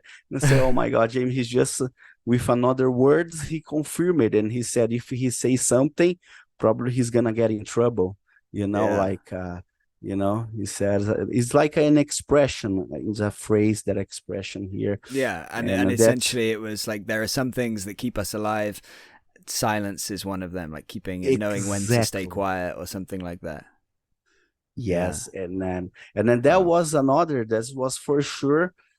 And then we started to work it on Varginha in 2013 for the moment of contact. Actually, at the time it was 701 that the documentary 701 turned it to the phenomenon, you know, and then after we did all, because Varginha had still have a lot of things to, still there's a lot of people to come out, you know. I was trying to talk with this fireman who he was involved in the first capture in the morning of January 20 of 1996, and he told us that is a very complicated situation, that he can't speak about it because the army is like it's pushing him to don't say anything, like you know. But I'm gonna try. So when I spoke to him with the last time, I think it was 3 years ago, 4 years ago, I think, before James come, I remember. But now I'm gonna try again because you know, I need to keep trying, because I'm so sure that the guy was involved, you know. Keep trying on all of them, please. We appreciate the work you're putting in on this case and all the other cases, but this case in particular. And I hope you find some more people that are willing to testify, and hopefully that footage finds its way at some point. It'd be great if Military X would go public. Obviously, I don't know if it'd be great for him or not in the end. Hopefully it would be fine, but we don't know. But hopefully there's going to be some progression in these areas and on this case and everything like that. But thank you again for your work. Oh, thanks you. And I remember that Military X just told me I'm afraid to go public, because when you are a military, I swear that I could do any information out of other missions, you know, especially in this case, you know. But we hope maybe, like, because he's retired, and maybe before he die, he can come and say, hey guys, I was Military X, you know, I did that, and maybe say in public, you know. Maybe one day he wakes up and he feels different, or maybe one day he has an experience that puts him in a different mindset, and he thinks, okay, now it's more important for me to tell this story than to stay anonymous or to keep my secrecy or whatever. We hope for that. I'm not sure what happened to Rony. Maybe his signal went again. I don't know, but it's all good. Don't worry about texting him for now, because I was just about to wrap this up anyway. So I'll say thank you to Rony, even though he's not here anymore. But I appreciate his time and everything like that, and him sharing the cases that he did. I appreciate your time and you sharing the stuff that you have. This was really fun. My first time kind of doing it with two people in three separate videos. So that was fun, a learning experiment. I hope it was cool for you. Is there anything you want to say? Any last words, a message you want to leave with people that have watched or listened? Oh, yes. I just want to thank you, Ben, for the opportunity again to come in here, talk a little bit about it. Also, I want to tell your audience, sorry about my English, because it's worse. My English, I'm trying, because I don't I don't have speaking too much English right now, and we lose something. And I was trying to cap the words or the phrase, and I'm sorry about my English. And thank you for your audience. And if you guys are interested about the Varginha case or other cases in Brazil, you can reach in my YouTube channel, that's Marco Leal UFO, that you can find there. Oh yes, in the description. And then I have some videos there with English translation. Oh, and then I just want to thank you, and thank you, Rony, my friend here, and we keep doing this work. Thanks a lot for you, Ben. No, absolutely my pleasure, Marco. It was great. I'll make sure your YouTube and Ronny's YouTube are in the description. The same for both of your Twitter. And if there's anything else you think of that you want me to include, just send it through. But yeah, again, really enjoyed it. Thank you very much, and I wish you all my best. Thank you. Me too. Thank you to Marco Leal and Rony Vernet for talking with me. Thank you to our patrons for their support, and thank you for listening. Please see the description for links to both Rony and Marco on social media and more. Please subscribe to continue unraveling the universe with us, and if you want to help us keep making content, please consider a monthly contribution via Patreon. Thank you.